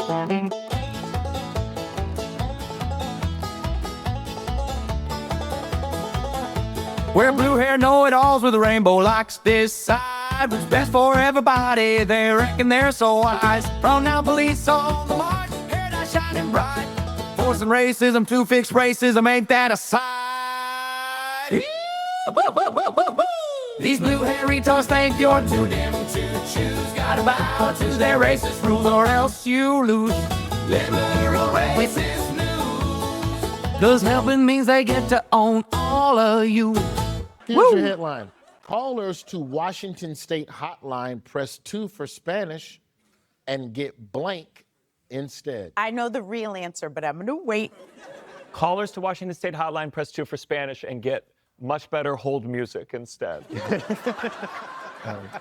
Amber, what? Callers to Washington State Hotline press 2 for Spanish and get English with a Spanish accent instead. Wow.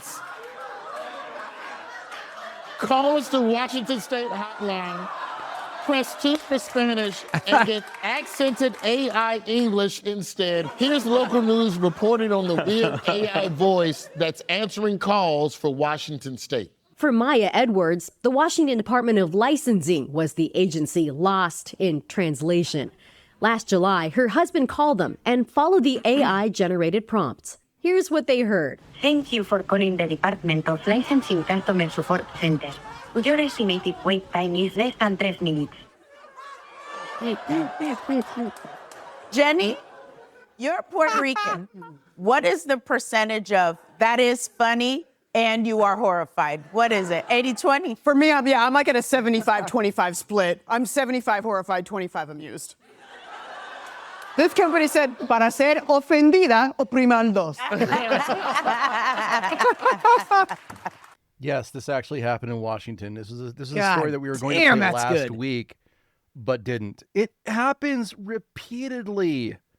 Yeah. It happens repeatedly, and we're going to call attention to it. Yeah, so much to the point we now have a new bit on the show. It happens all the time, and we need intro music, which well done, McShane. And we need to call it out every because the liberals, again, remember the liberal left-leaning, blue party, blue-haired, whatever you want to call them. There's lots of vernaculars.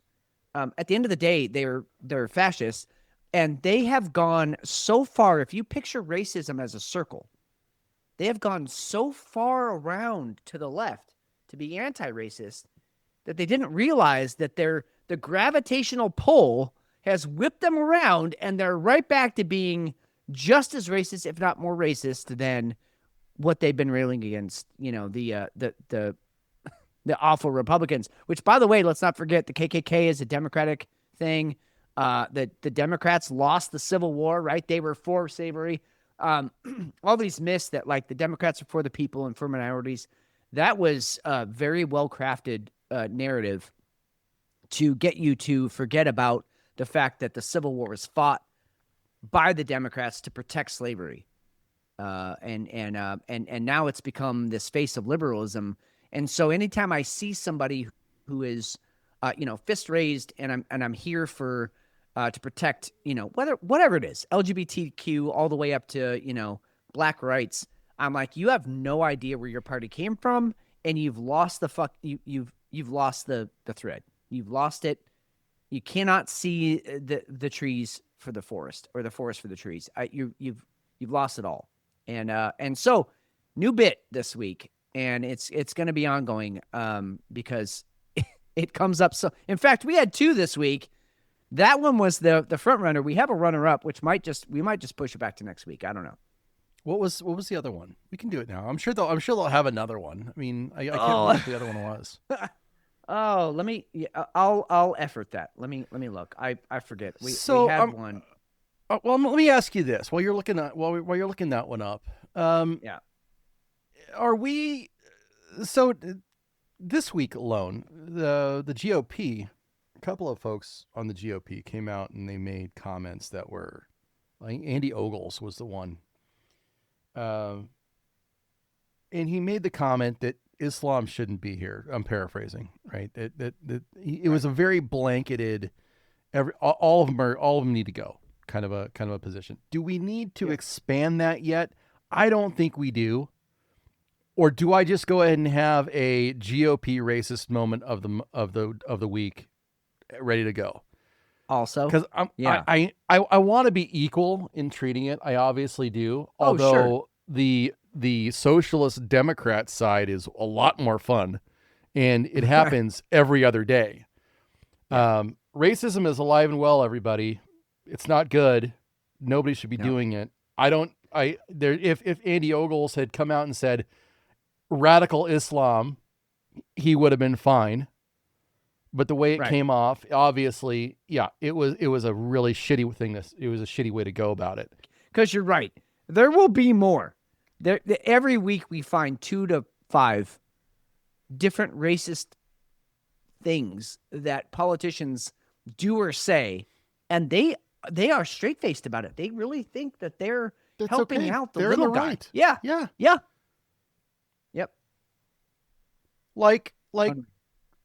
Like trying to, stop the downfall of Cuba. Oh yeah, here we go. Democrat Cuba. Socialists of America are heading to Cuba to save communism, Fitz. The DSA is going to Cuba. 20 DSA members are joining the Nostra America convoy this March 21st. So they're not going now. They're going to wait a week and a half, roughly about there. We'll bring much needed material aid, volunteer our labor in solidarity, and show the world that Cuba is under siege, but they're not alone. Why are they going? Because Cuba this week decided, you know what? I'll work with the United States. Yep. We're done with communism. Communism sucks. Yep. We quit. Let's go ahead and try and fix stuff. Yep. Diaz-Canel announces live on TV that they are negotiating with the United States to initiate the democratic process for the end of the Cuban regime. Communism is dead, but the Democrat Socialists of America want to go over and fight for them. Fight for communism. What the fuck is going on with this timeline? I don't know. All I know is you and Jefe and I, listen, I made a joke that if the United States were to adopt Cuba as a state, take Canada as a state, because let's be honest, all of Canada put together is about the size of California. So they could be their own state.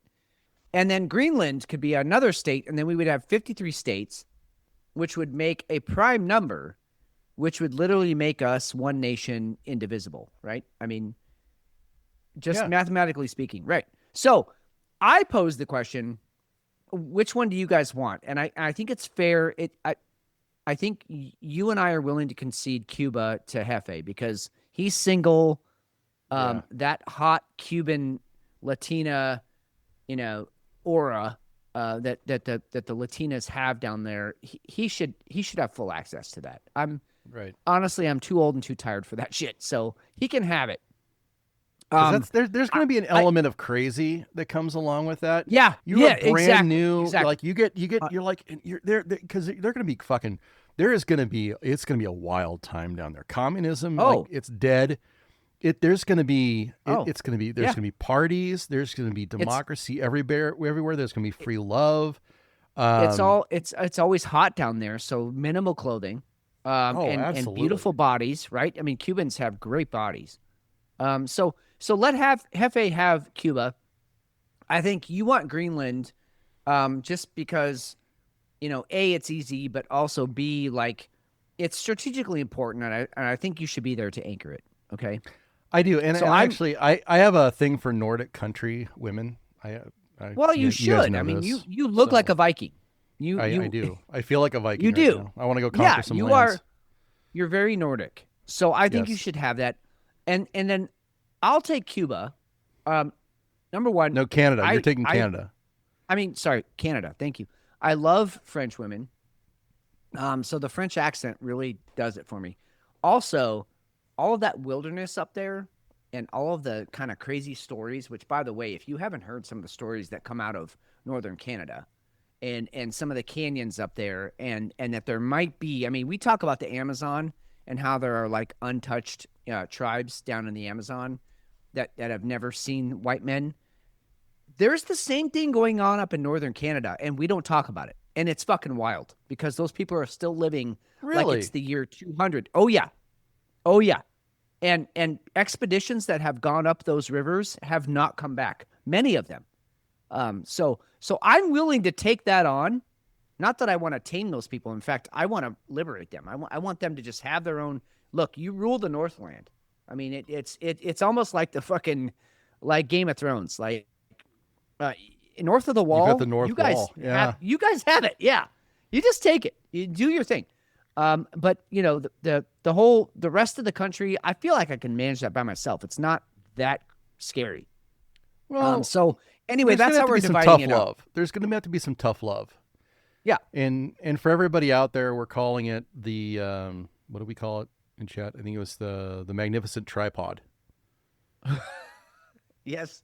Or the exactly I think it's the magnificent tripod. That's what it is. Yeah. Instead of so I think that's what it'll be. Yeah. You're gonna have some tough love up there, and that's why I was like, you know what, I could fall on this sword. I could do Canada. There's gonna have to be some skulls tapped together.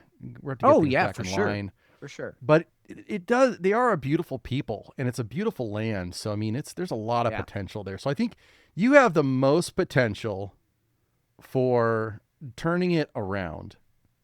I've got Greenland, which is we're going to put some missile bases, and it's going to be kind of jacked up, and we're going to it's going to be a Northland party. We're going to build some igloos. It's going to be fantastic. It's going to be huge. No, it's going to be great. Yeah. I mean, dude, set up some breweries up there. Are you kidding me? Oh, absolutely. I mean, Greenland brewing. Baltic come quarters are going to be all day. And then we go and we all the listeners go down to Cuba with us, and we party down there, and we figure out what we want to do. It's gonna be like the G3 instead of the G7. We're gonna have the G3. We're gonna get together, figure out what we want to do. OG3. OG3. Yes. OG3. Yeah. Because we're old now. Yeah. And listen, there's a weird sort of baseball thing happening between Jefe and I, which is that the Canadians have some baseball teams, in major leagues. And the Cubans did supply most of the baseball players, for the major leagues. So I think we should set up the Magnificent Tripod Baseball League or something. I don't know what that. Well, you've got curling out there too. I mean, you've got the whole Winter Olympics. So, hey, I'm personally going to be curling everyone up there. Well, the big booty Latinas though curling are going. Okay, come on, let's. The Cuban curling team is going to be phenomenal. Yeah. Oh yeah. Yeah. Okay. So anyway, that's our plan for North America. Just so you all know, and again. 53 states makes us a prime number, and we're good to go from there on out. So let's, go prime numbers. Full vagina and magnificent tripod is two show titles now. I don't, I think we do the opposite of what most shows do. I think most shows go in and they're like, all right, this is the title of the show. Let's stick to that theme. And we're like, we have no fucking idea what we're doing. It evolves. And this is what came out from the show, so let's call it that. And I love it. I love it. Yeah. Jefe, given your history, we are going to concede Cuba to you. You've got Cuba. The magnificent tripod. You get Cuba. Yeah. Is giving you Cuba. Congratulations. That's what I was hoping for. We know, and we love you, so you get it. I'm taking Canada. We're not doing the rotating thing? No, not for now. Not for right now. I need you to be czar of Cuba. I will be czar of Canada, and McShane is czar of Greenland, and we'll just shut it down. And we got it. We got this. All right. I'll start growing my beard out, and I'll go to Savers and get some camo. And He's gonna be a fucking gorilla warrior. I need to see you walking around with a gigantic Cuban cigar. Yes. Full beard and a Castro hat. And driving a fucking, 56 Studebaker. Yeah. Yes. Oh, that is so you. That's like I'm you in now. Oh my God. Pimp. P-I-M-P, pimp. Did you have a farm report you wanted to do? I do have a farm report I want to do. All right, let's see if I nailed it.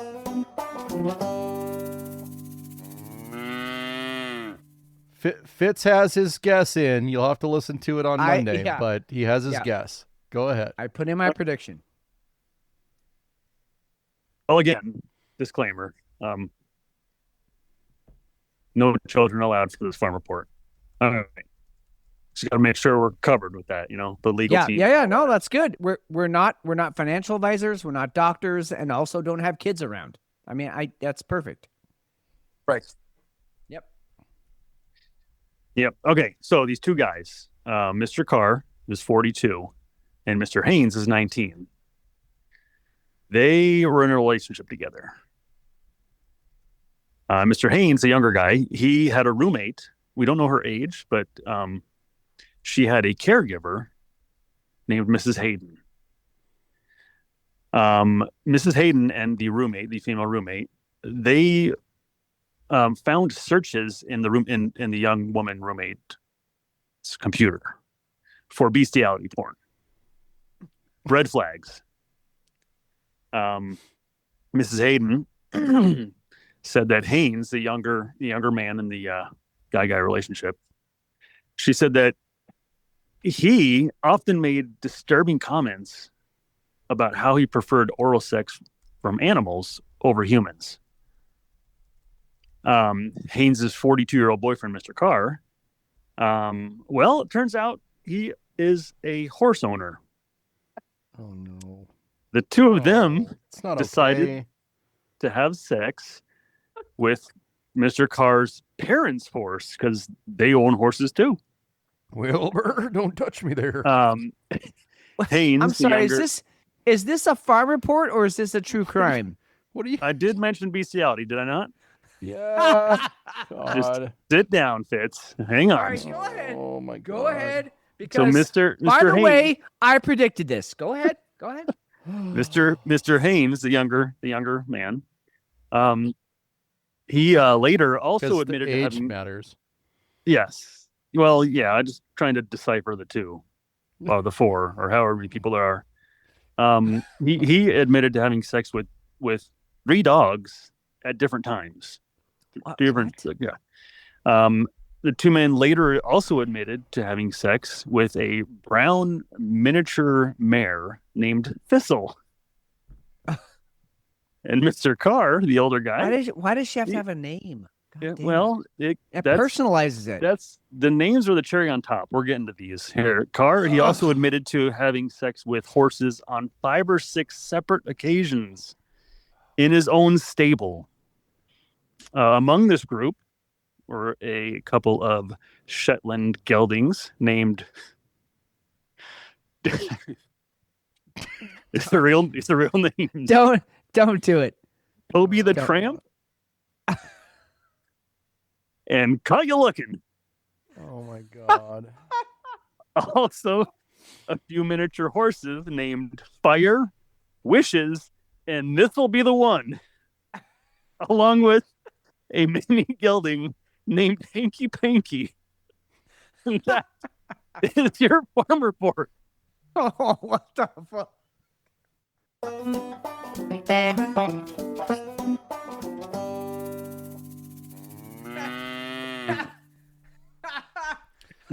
Jefe coming with the heat for show 250. What the hell? God. Did you wait? Hell? Did you wait for that one to drop that little nugget of fucking horrific fucking fuck? I did not. I did not. I ran across that, and I was laughing so hard writing it. I had to rewrite it because it was so sloppy. It was so much fun reading about these two interesting films. Let's just put it that way. Oh my God. I will say I'm glad that you personally wrote this one this week, because Hannerhan or the Thai boy, what, I forget her name. Non. Yeah, no, they couldn't have written that like you wrote it. So well done, Jefe. Look, this is why Jefe's here. I want you all to understand. That's the third leg of the tripod. You don't find excellence like that every day. We needed to bring in the big hitters for 250, and there it is. Yes, sir. Yeah. Well done. Hanky Panky? Come on. Wow. Jesus Christ. Wow. Caught you looking. You know what? I caught all of us looking. I feel like we should just end the show after that. Yeah, where do we go from there? Well, we go right here.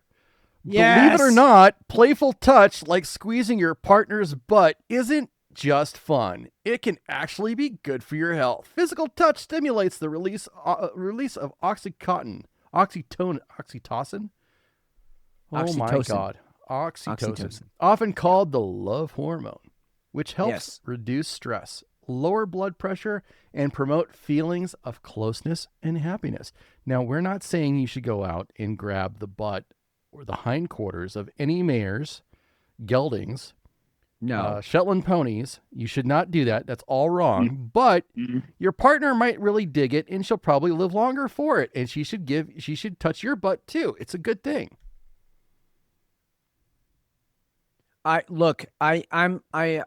This is an actual true story. This is not the 2 to 5 beers I've had. Talking, this is a fact. When I'm doing pull-ups, okay, and I'm reaching my limit. I'm reaching my max, right? I can't do one more. I actually picture. I mean, I won't go into graphic detail, but I picture my significant other's behind up there, and if I get up there, I can bite it. Wow. And so I do one more. And sometimes I do 2 more because it's worth it to me. So this study, what I'm trying to say is this study doesn't surprise me because I do superhuman feats.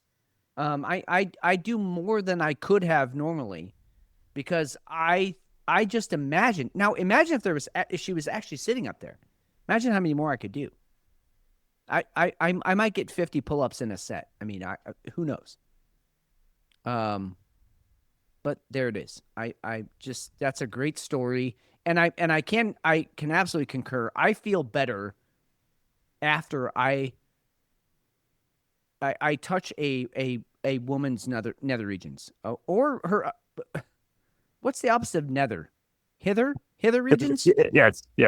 Yeah. When I touch her hither regions, even just a kiss, can just go a long way. And so I guess the moral of the story here is like, touch your people, right? I mean, be sexual. That's part of being human, is being sexual. So absolutely. Well, here's a little bit more to kind of compound what you were talking about. Here's a little bit more. Yeah. Fluid. So what happens now? Be careful, because what just entered your body is far more powerful than you imagine, and the effects are almost immediate. It's not just a fluid. It's like drinking a concentrated DNA juice that goes straight into your bloodstream. Listen closely. You've just taken in a bomb of vitamins, zinc, and magnesium that your organs are absorbing at full speed. It contains something called spermionate, which acts like a natural wrinkle eraser so strong that science says it can slow the aging of your cells from the inside. Basically, you've just taken a dose of eternal youth that your skin will notice right away. But hold on, because what it does to your brain is insanity. That fluid is loaded with happiness and love hormones like oxytocin and serotonin. It's a natural antidepressant that works faster than any pill. Comment yes if this information helped you, and share it with someone who might need it. So, oral. Get in there. It's a great thing. All joking aside, the Kama Sutra, which we all know, is actually part of a series of books in the Indian Ayurvedic sort of philosophy.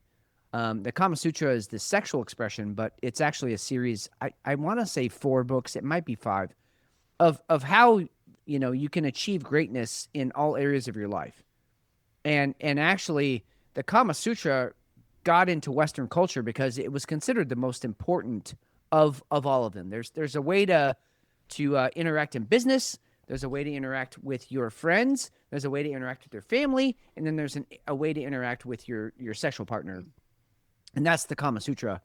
And it talks about all sorts of sort of energy exchange. Like the man gives, the woman receives, but then through that receiving, she also gives the man back a certain type of energy that he can't produce naturally. And so it's this symbiotic relationship, and that's how, nature intended it. The yin and yang, light and dark, all of those. Right. So what this beautiful, by the way, African woman, I'm sure she's like 120 years old and she still looks that good. What she's talking about is the exchange of energies through chemicals and all of those fluids. Other releases. Yeah, fluids, whatever, however we express ourselves humanly.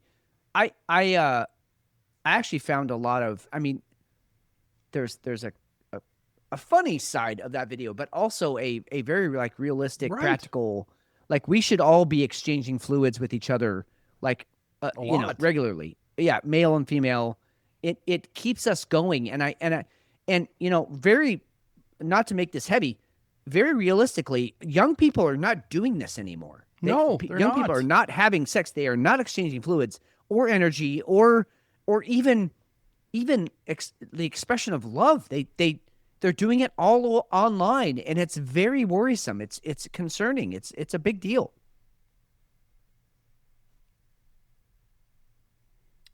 Jefe, what are you teaching your kids? Are you teaching them to get out there and exchange fluids, or how are you approaching that? Oh, look at that. It's time for me to go.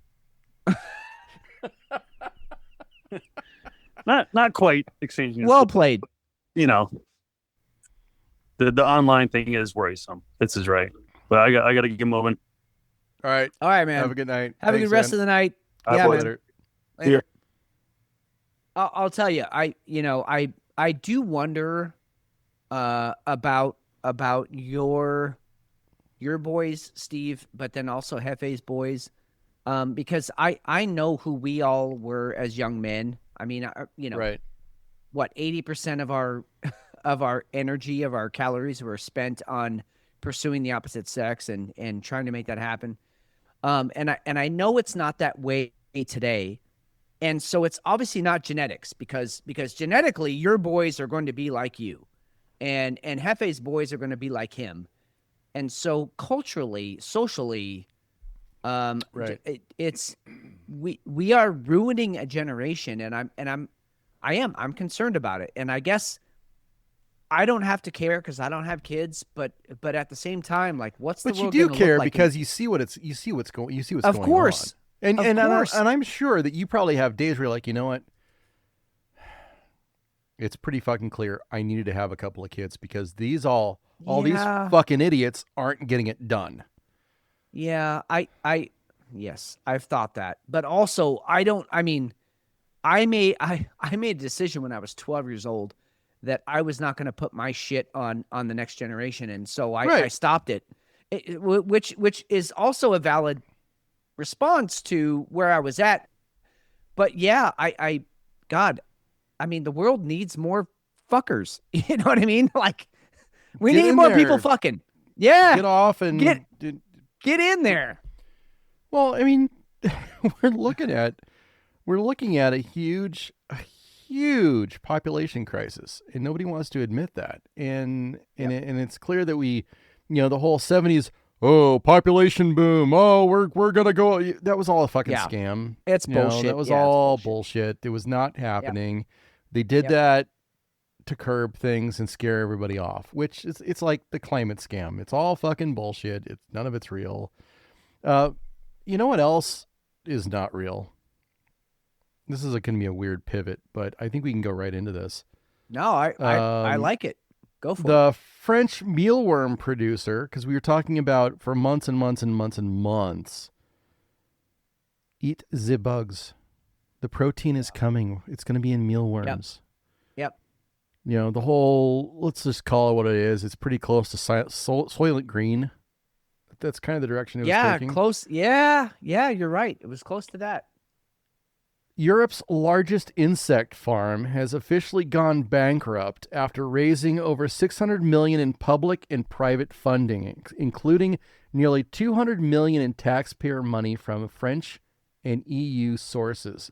The French mealworm producer, once hailed as a sustainable protein pioneer for animal feed and pet food, entered judicial liquidation in December of 2025 amid soaring costs, dismissal revenue, and market rejection. And that's right after Beyond Meat shit the bed. I think it was last month or the month before. I'm willing to say we fucking won one. Yeah. I will say this is one nail of many, but this is one really important nail in the coffin of the EU and NATO, really. It's basically the people saying, look, this European Union didn't work. We are so culturally diverse. We are so economically diverse. It made sense to try and make us all one unit.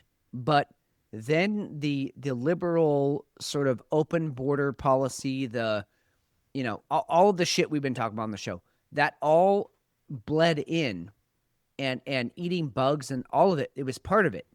And so now that this company's been shut down, I agree with you. This isn't just a capital W. This is like a W, like bubble letters, like huge bubble letters of a big win. Yeah, it is.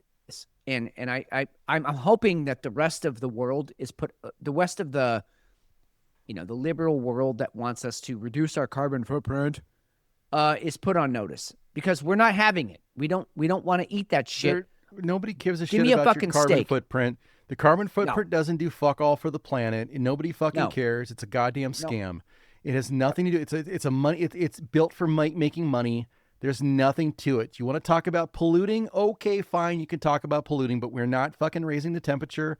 It has everything to do with the sun. It has everything to do with how we move throughout the universe. It has everything to do with the magnetic poles and those shifting and the magnetosphere. That's what all that stuff has to do with. And you can't fucking control it. Not a goddamn tax is going to help it. It's just not going to happen. And you know what else came out the last week, which was really damning? Switzerland decided that nukes are okay. They're going to go ahead and start building out nuclear power again. They're taking stuff that was set to be decommissioned, and they're going to go ahead and say, you know what? We'll go ahead and build some nuclear power. Ursula von der Leyen, that gigantic cunt from the EU. Now she wants nuclear power. They are all buckling.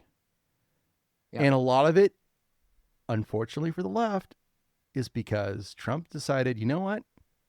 This is how fragile your fucking oil reserves are. We're going in Iran. Yeah, I do want to add in to Jonathan Kohler, who is a staunch sort of climate change antichrist, for lack of a better term. I mean, he fights the climate change narrative quite a bit. He just worked with a bunch of scientists and released an article in a peer-reviewed journal, by the way, the SEC. IPCC's Earth Energy Imbalance Assessment is based on physically invalid Argo float-based estimates of global ocean heat content. This is the first of a series of articles that he is posting as a white paper. And by the way, it's been unanimously approved for both its scientific sort of pedagogy the method that they went about this, but also its conclusions. They can't find any holes in it. And it pokes a hole in every single one of the IPCC's global warming, the hockey stick that we've all seen. Right. It literally obliterates it. And he's just been out there, just putting out there saying, please prove me wrong. I dare you. And no one can. So it's the first of a series of 3 papers. This one first obliterates the IPCC, then comes up with its own hypothesis for the present, and then the third paper will be the hypothesis for what's going to happen in the future. And by the way, he includes solar forcing, electromagnetic field disappearing, and what little role he also includes volcanoes and things like that, natural occurrences, but what little role that the humans actually have to cause. And so look up Jonathan Kohler, Kohler on X. He's a great follow. He's a little bit militant, which I like, but also he's not. He's not wrong. He's smart about it. He's smart. Yeah, he puts it out there. And he's like, "Fucking prove me wrong," and they can't. So anyway, that came out this week, and it's starting to gain traction. I mean, this one article has like 15,000 reposts and a bunch of views. So it's starting to gain traction. The actual science of all of this, not models based on pseudoscience, but actual raw data. The shit's starting to come out. So that's another big W right there. So the IPCC stands for the Intergovernmental Panel on Climate Change. It is the United Nations body responsible for assessing the science related to climate change. So it's basically the gateway for scams. Yep. As long as you clear it with them, you're going to get a buttload of money. I'm so ready for the UN to be done away with. I don't have any problem with nations NATO, being united. EU. Yeah. I think I think that stuff is important. I think we should be able to all work together, but it's very, very clear that the UN is a gigantic pile of shit. Well, look, if the pretense of uniting nations was to make all of us better, then I'm all for it. But that's not what this was about. No, it was about making the rich richer and the rest of us get fucked. Right. And I mean, look at the protests in France. Look at the protests in the UK. I mean, Scotland, they just declared independence. They just filed for independence. Yes, they They're did. done. They are done. And I'm excited for that because if they go, me too. Ireland goes, that is fantastic. Dude. So at Scott National, the SNP has passed a pro-independence motion telling the UK government to begin to prepare for Scotland's exit from the Union. You bet. I mean, look. That's fun. Fucking paint your face blue. Evoke your inner Mel Gibson, your inner William Wallace, and let's fucking go. Pull out your claymores. They can take our lives, but they can't take our freedoms. Fucking speech. I mean, insert here. I'm all for this, and it's not just because I come from the Celtic, the Celtic background. That's because it's my lineage. I have a special affinity for this. But look, if this was a bunch of Africans saying this, I'd be all behind it too. I am all for the underdog. I am all for the rebel. I am all for the people. And this is a huge movement. And it's one small sliver in the crack of the EU, NATO, the UN, all of it. It's all bullshit, and we know it. And the people are waking up. So with that, Bible sales, which is weird for me to say because we're not a religious show by any means.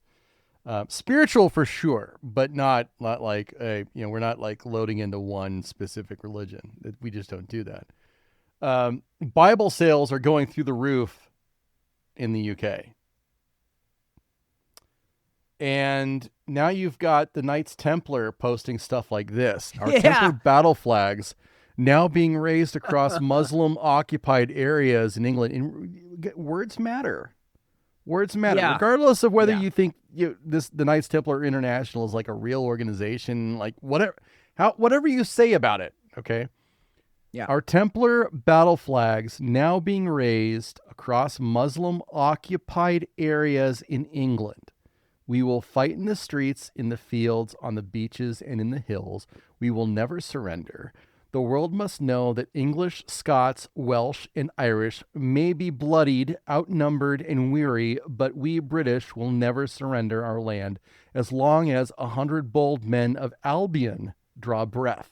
Not a boast, but a sacred promise. So help us God, Deus Volt. Yep. We said this months ago. There's going to be a fucking holy war, and I think we may be right close to it. Yeah, I mean, make the Crusades great again, right? I mean, listen. I'm not going to go too deep into it. I've been fascinated by the Templars. My grandfather was a Freemason, and there's strong ties with the Templars and the Freemasons, and so I've gone deep into the lore of all that, and I love it, and I think that's where I got my my conspiracy bug, because I mean, it's there. But regardless of all the conspiracy theories, etc., if you push a people who won back in the day and they have lain dormant because, like, look, we're not needed anymore. We don't need to be out there, slashing people in half anymore. We won, so let's go into the business areas. Let's go into the church. Let's go dormant for a while and just try and be good men. Coexist, right? Yeah. Let's just go ahead and let's just go ahead and take that whole leftist mantra, coexist, and take it to the next level. That's what that is. Yeah. And when you push those types of men too far, you are not ready for the backlash. You just aren't. And we've talked about it on the show for a long time. The pendulum swings, and it swings especially hard when there's someone on the other side of that upswing who's ready to push back to the other side. And these people are ready to, I mean, you think suicide bombers are scary? You're not ready for what these people are ready to do. And they'll use, giant national militaries whom they established, by the way, the UK, United States, go look up how many of the signers of the Declaration of Independence were Freemasons. Go ahead, go look it up. It's all but 3. So, the ideas that this country was founded on, the tenets that the Magna Carta was founded on, was all done by Knights Templars who changed their names to be something different, but they're still those guys. They still have that mentality, and I want to be a peace-loving person. I'm a pacifist by nature. But if you push people too far, you can't. The violence that is just waiting. It's just lying under the surface. It's like a bubbling fucking caldera. It's going to explode, and you're not going to like it. Nobody's going to like it, but it needs to be done. So in our lifetime, are we going to see a fight for the UK that requires the US to intervene and free it? I think that depends greatly on who's in power at the time. Because right now, I mean, Trump is like, the UK's done. Fuck them. I don't give a shit. I don't care about France. I don't care about Albania. I think if he was asked, he would take it with honor. Maybe. And say, I would love to come in and save you because you're begging. I would be happy to. Absolutely. Maybe. My thing is, if we get outside of this, his next, because he only has 2 years left, right? And he's been in midterms are sketchy.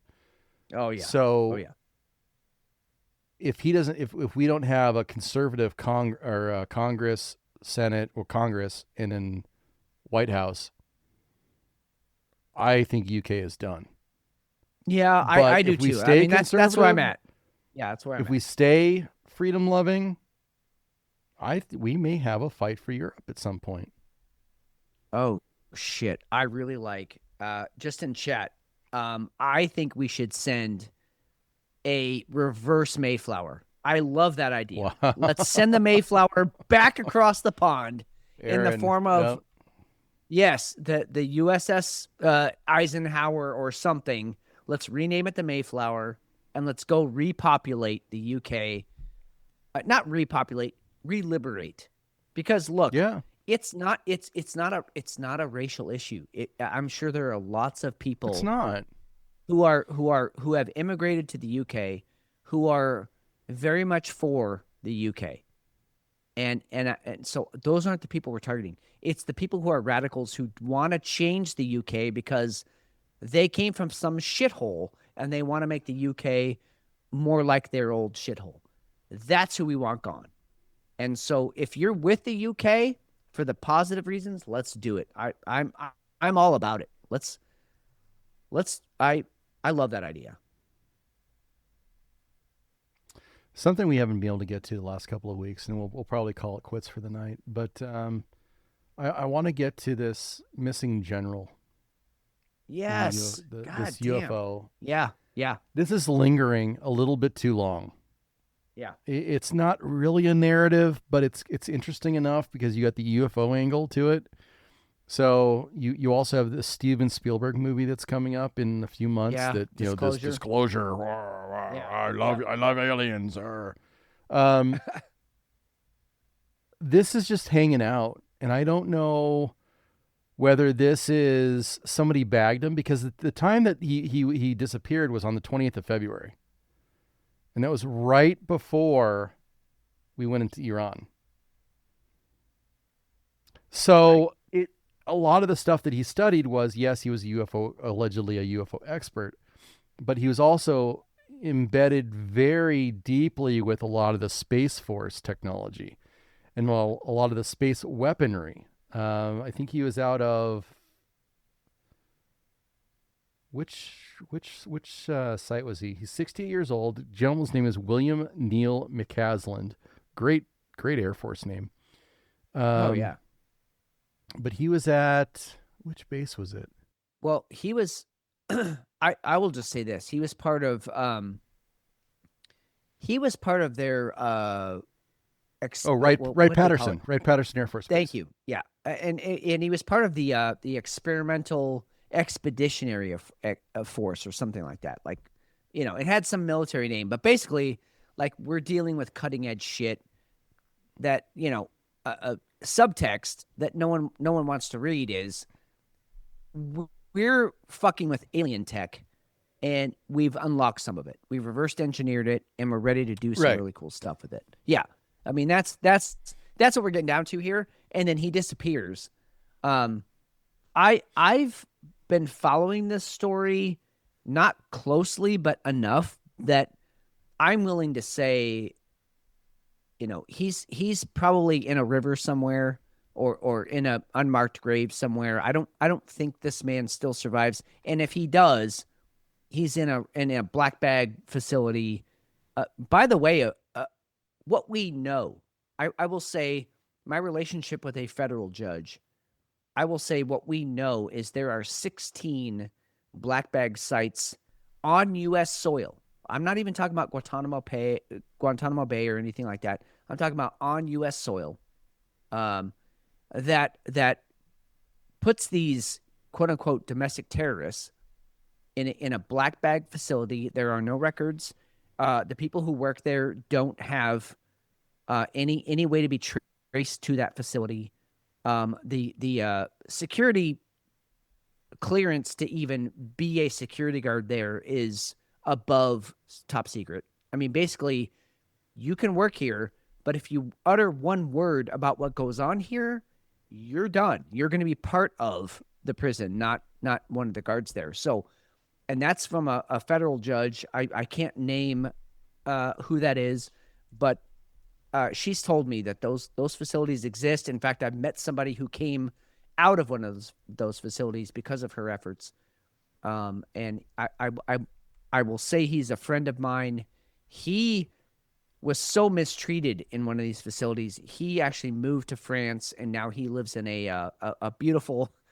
It used to be a convent, and he reverted it, and now it's his home. So it's this like 16th century, a beautiful stone architecture. But anyway, once or twice a year, I will get an email from him, and he is living his dream life over in France. But he was one of these people that were black bagged and put in one of these facilities. And I mean, to say that you wouldn't believe what goes on in there, I'm sure everybody listening right now will believe what happened there.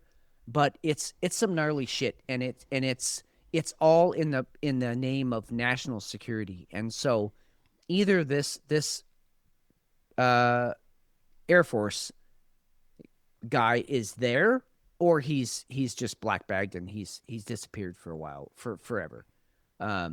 I don't think we'll find his body. I think this will be an unsolved mystery or whatever. Or he'll be reborn as somebody else, and he'll get to go live out his life at 70 years Witness old or protection whatever. or something. Right. Yeah. Yep. We always look at the timing of things, right?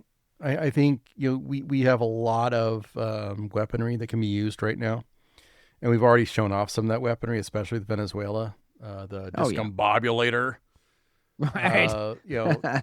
Stuff like that. I would not be surprised if you said, you know what, look, you're a cool dude.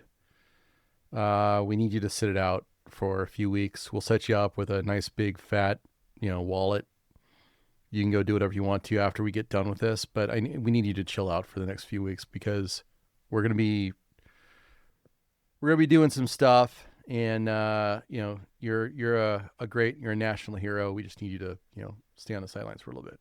I wouldn't be surprised if it's something like that. You still might never see him again. Agreed. But agreed. I don't know that they've stuck him in the ground or anything like that. Something else that popped up that just randomly, and remember, this is like 2 or 3 weeks after Elon said, "Yeah, we're going to work on going to the moon first." This is Catherine Harris dropping this little NASA nugget, staying in the space area. When does NASA break ground on a lunar base? We're going to start immediately. That's exciting because we can do this with uncrewed robotic vehicles and landers, and we're going to start in 2027. And I think the public is going to be able to tune in and almost watch us build this base in real time as we start landing on the moon. This is uncrewed, almost on a monthly cadence. How will NASA ensure reliability and sustainability of resources for a continuing presence on the moon? Well, we're going to draw upon what we've learned over the last quarter of century. So a lot of people don't realize this, but we have kept our astronauts, NASA astronauts, alive on the space station for more than a quarter of a century continuously. It's probably one of the greatest accomplishments. I mean, certainly Neil Armstrong and Buzz Aldrin walking on the moon, coming safely back home to Earth, that was achieving near impossible. Keeping human beings alive in low Earth orbit, microgravity, high radiation environments, micrometeoroids, orbital debris, the vacuum of space out around them, that is extremely difficult. And we've done that for 25 plus years. Now we're going to take everything we've learned, we're going to bring it to the lunar surface, which actually is the right next step. Because we've learned how to operate in microgravity. It's a great orbiting national laboratory, but what do we do when we get on the surface? That's when we can actually build habitats. We can start doing in situ resource manufacturing, these are capabilities that are going to be necessary when we eventually send American astronauts to Mars and bring them back safely. Are we buying it? I mean, to date. All right, this is March 14th, which, by the way, happy Pi Day to everybody. March 14th of 2026. Theoretically, we still have not figured out how to get past the Van Allen belt, which is basically the cusp of the solar radiation. It's basically the edge of our electromagnetic Earth's magnetosphere, right? The Earth's magnetic field. The Van Allen belt is where all of that radiation is concentrated because it's being funneled around us because of our magnetosphere. We still don't know how to get astronauts past that, and that's a big one for the first. But we've been to the moon, Fitz. Okay, I'm just saying they fine. Even if we believe that, then they're not releasing the science of how we got past the Van Allen belt, which the moon is outside of that. So whether or not you believe the moon landing happened, which the one that we were shown on NBC was not an actual moon landing. It was better than the ones that the Indians tried to pass off a couple of years ago. Remember that one? That one was so ridiculous. Yeah. It was better produced than that one. But I'm not convinced we have ever been to the moon. And even if we figure out how to get past the Van Allen belt, there are a myriad other problems that we have to solve. And look, taking this guy at face value and saying that they've solved all those problems, I'm all for it. Let's plant a fucking flag on the moon, on the light side of the moon. Let's plant another one on the dark side of the moon, and let's make the moon great again, right? I mean, let's do it. But I'm unconvinced. Yeah, right. I'm unconvinced. I just don't think. I think this is more propaganda. That's my feeling. My interest in this is that whatever we're gonna do whatever, and they'll try and sell it whenever we get there. So you look at the interesting thing for me is that we had Elon's double. He did a little bit of an about face about a month and a half, 2 months ago, saying that, you know what, we're going to concentrate on the moon. We're not going to concentrate on Mars anymore. So that was a little bit of a, PR piece that happened there. Now, if you look at the I guess not avatar, it's I forget what you call it. It's the big picture that goes across the back of the NASA administrator, Jared Isaacman. So if you look at his X post or his X profile, you'll see the moon in the front. You'll see the Earth, and you'll see the moon just right behind, plateauing right behind the Earth, and then behind it you see this overarching Mars. I think there's something up. I think there's something up. I think that I wouldn't be surprised if there is a really smoking deal coming to Elon soon. Because I don't believe the Falcons are going to be able to get, anybody up there. I think it's going to end up being a Starship that's going to end up moving that much mass. I wouldn't be surprised if that's what ends up happening. And I think if anyone can do it, it's Elon. Elon never said he was changing his time frame for Mars. He just said they're concentrating now on the moon. The moon is next. They're going to try and land something on the moon. They're going to try to build out a base, and he's going to get to practice on the moon, and then he's going to go into Mars. I guarantee you it's going to end up pushing things out in about another 10 years. So think about Mars being at probably least 2040, 2045, 2050. How old is Elon going to be at that point? Yeah, right.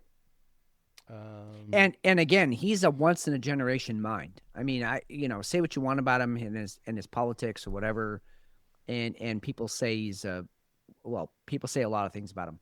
He's a once in a generation mind to be able to, create Tesla, create SpaceX, create what's the one with his the implants, the brain implants. I mean, that's one the best guy one. has Neuralink. Neuralink. Thank you. He's been the driving force of all three of those companies. I mean, he's a Michelangelo.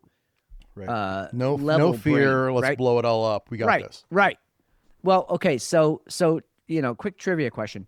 The average distance between the Earth and the Moon is roughly 384,000 miles. Okay, that's not an insignificant trip. I mean, if you've ever taken a road trip of more than 1,000 miles, that's a long ways. 384,000 miles. The average distance to Mars is 224,615,000. Okay, so right. We're talking about it's like 9 months. 9 months. That's the trip. It is a significant, and that's if you can achieve a great speed, right? I mean, a tremendous speed, and then you have the problem of slowing it down. So, yeah, getting to the moon is a lot easier. Plus, the moon is not rotating, right? It's still up there.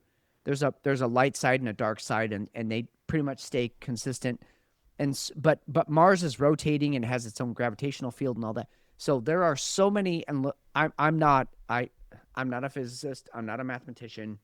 I'm just saying the math problem alone is huge, and I think this is where AI could really help. It could really come in helpful, and useful, and really make this trip doable. But yeah, let's get to the moon repeatedly. I'm not saying, Apollo 1 or 2 or whatever. I'm saying let's get there and let's repeat it like over a decade and prove that we can do it, and then let's go to Mars, because the mathematics changed drastically from one to the other, and it's a big problem that I don't have the mind for, but I know enough to know that it's not easy. So 3 to 5 days would be the transit time for Starship to get up there. Yeah, to the moon, you mean? Yeah, right. And 3 to 5 days compared to 9 months. I mean, and that's if nothing goes wrong. It's good practice. Right? It makes sense. It's good practice. The sun doesn't have a solar flare. There's no increased galactic interference, energy interference from an ancient supernova. None of that happens, and everything goes through a plan. 9 months. I mean, think about what's going to happen in the 9 months just here on this planet.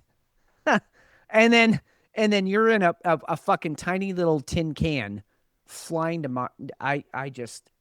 Let's do the easy one. So. Yeah. Yeah. Exactly. Exactly. We're not worried about it. Yeah. Right. I think we've gotten our cue to end the show. I think it's Aaron.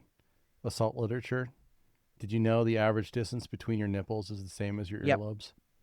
Yep, I did know that, and only because of my kung fu. Because it doesn't matter. I won't get into the technicality of it, but we have a center line, and then we have 5 lines. So shoulder line, nipple line, center line, and then nipple line, shoulder line. So that's 5 lines, and the nipple line's perfectly aligned with the ears. So you got targets there.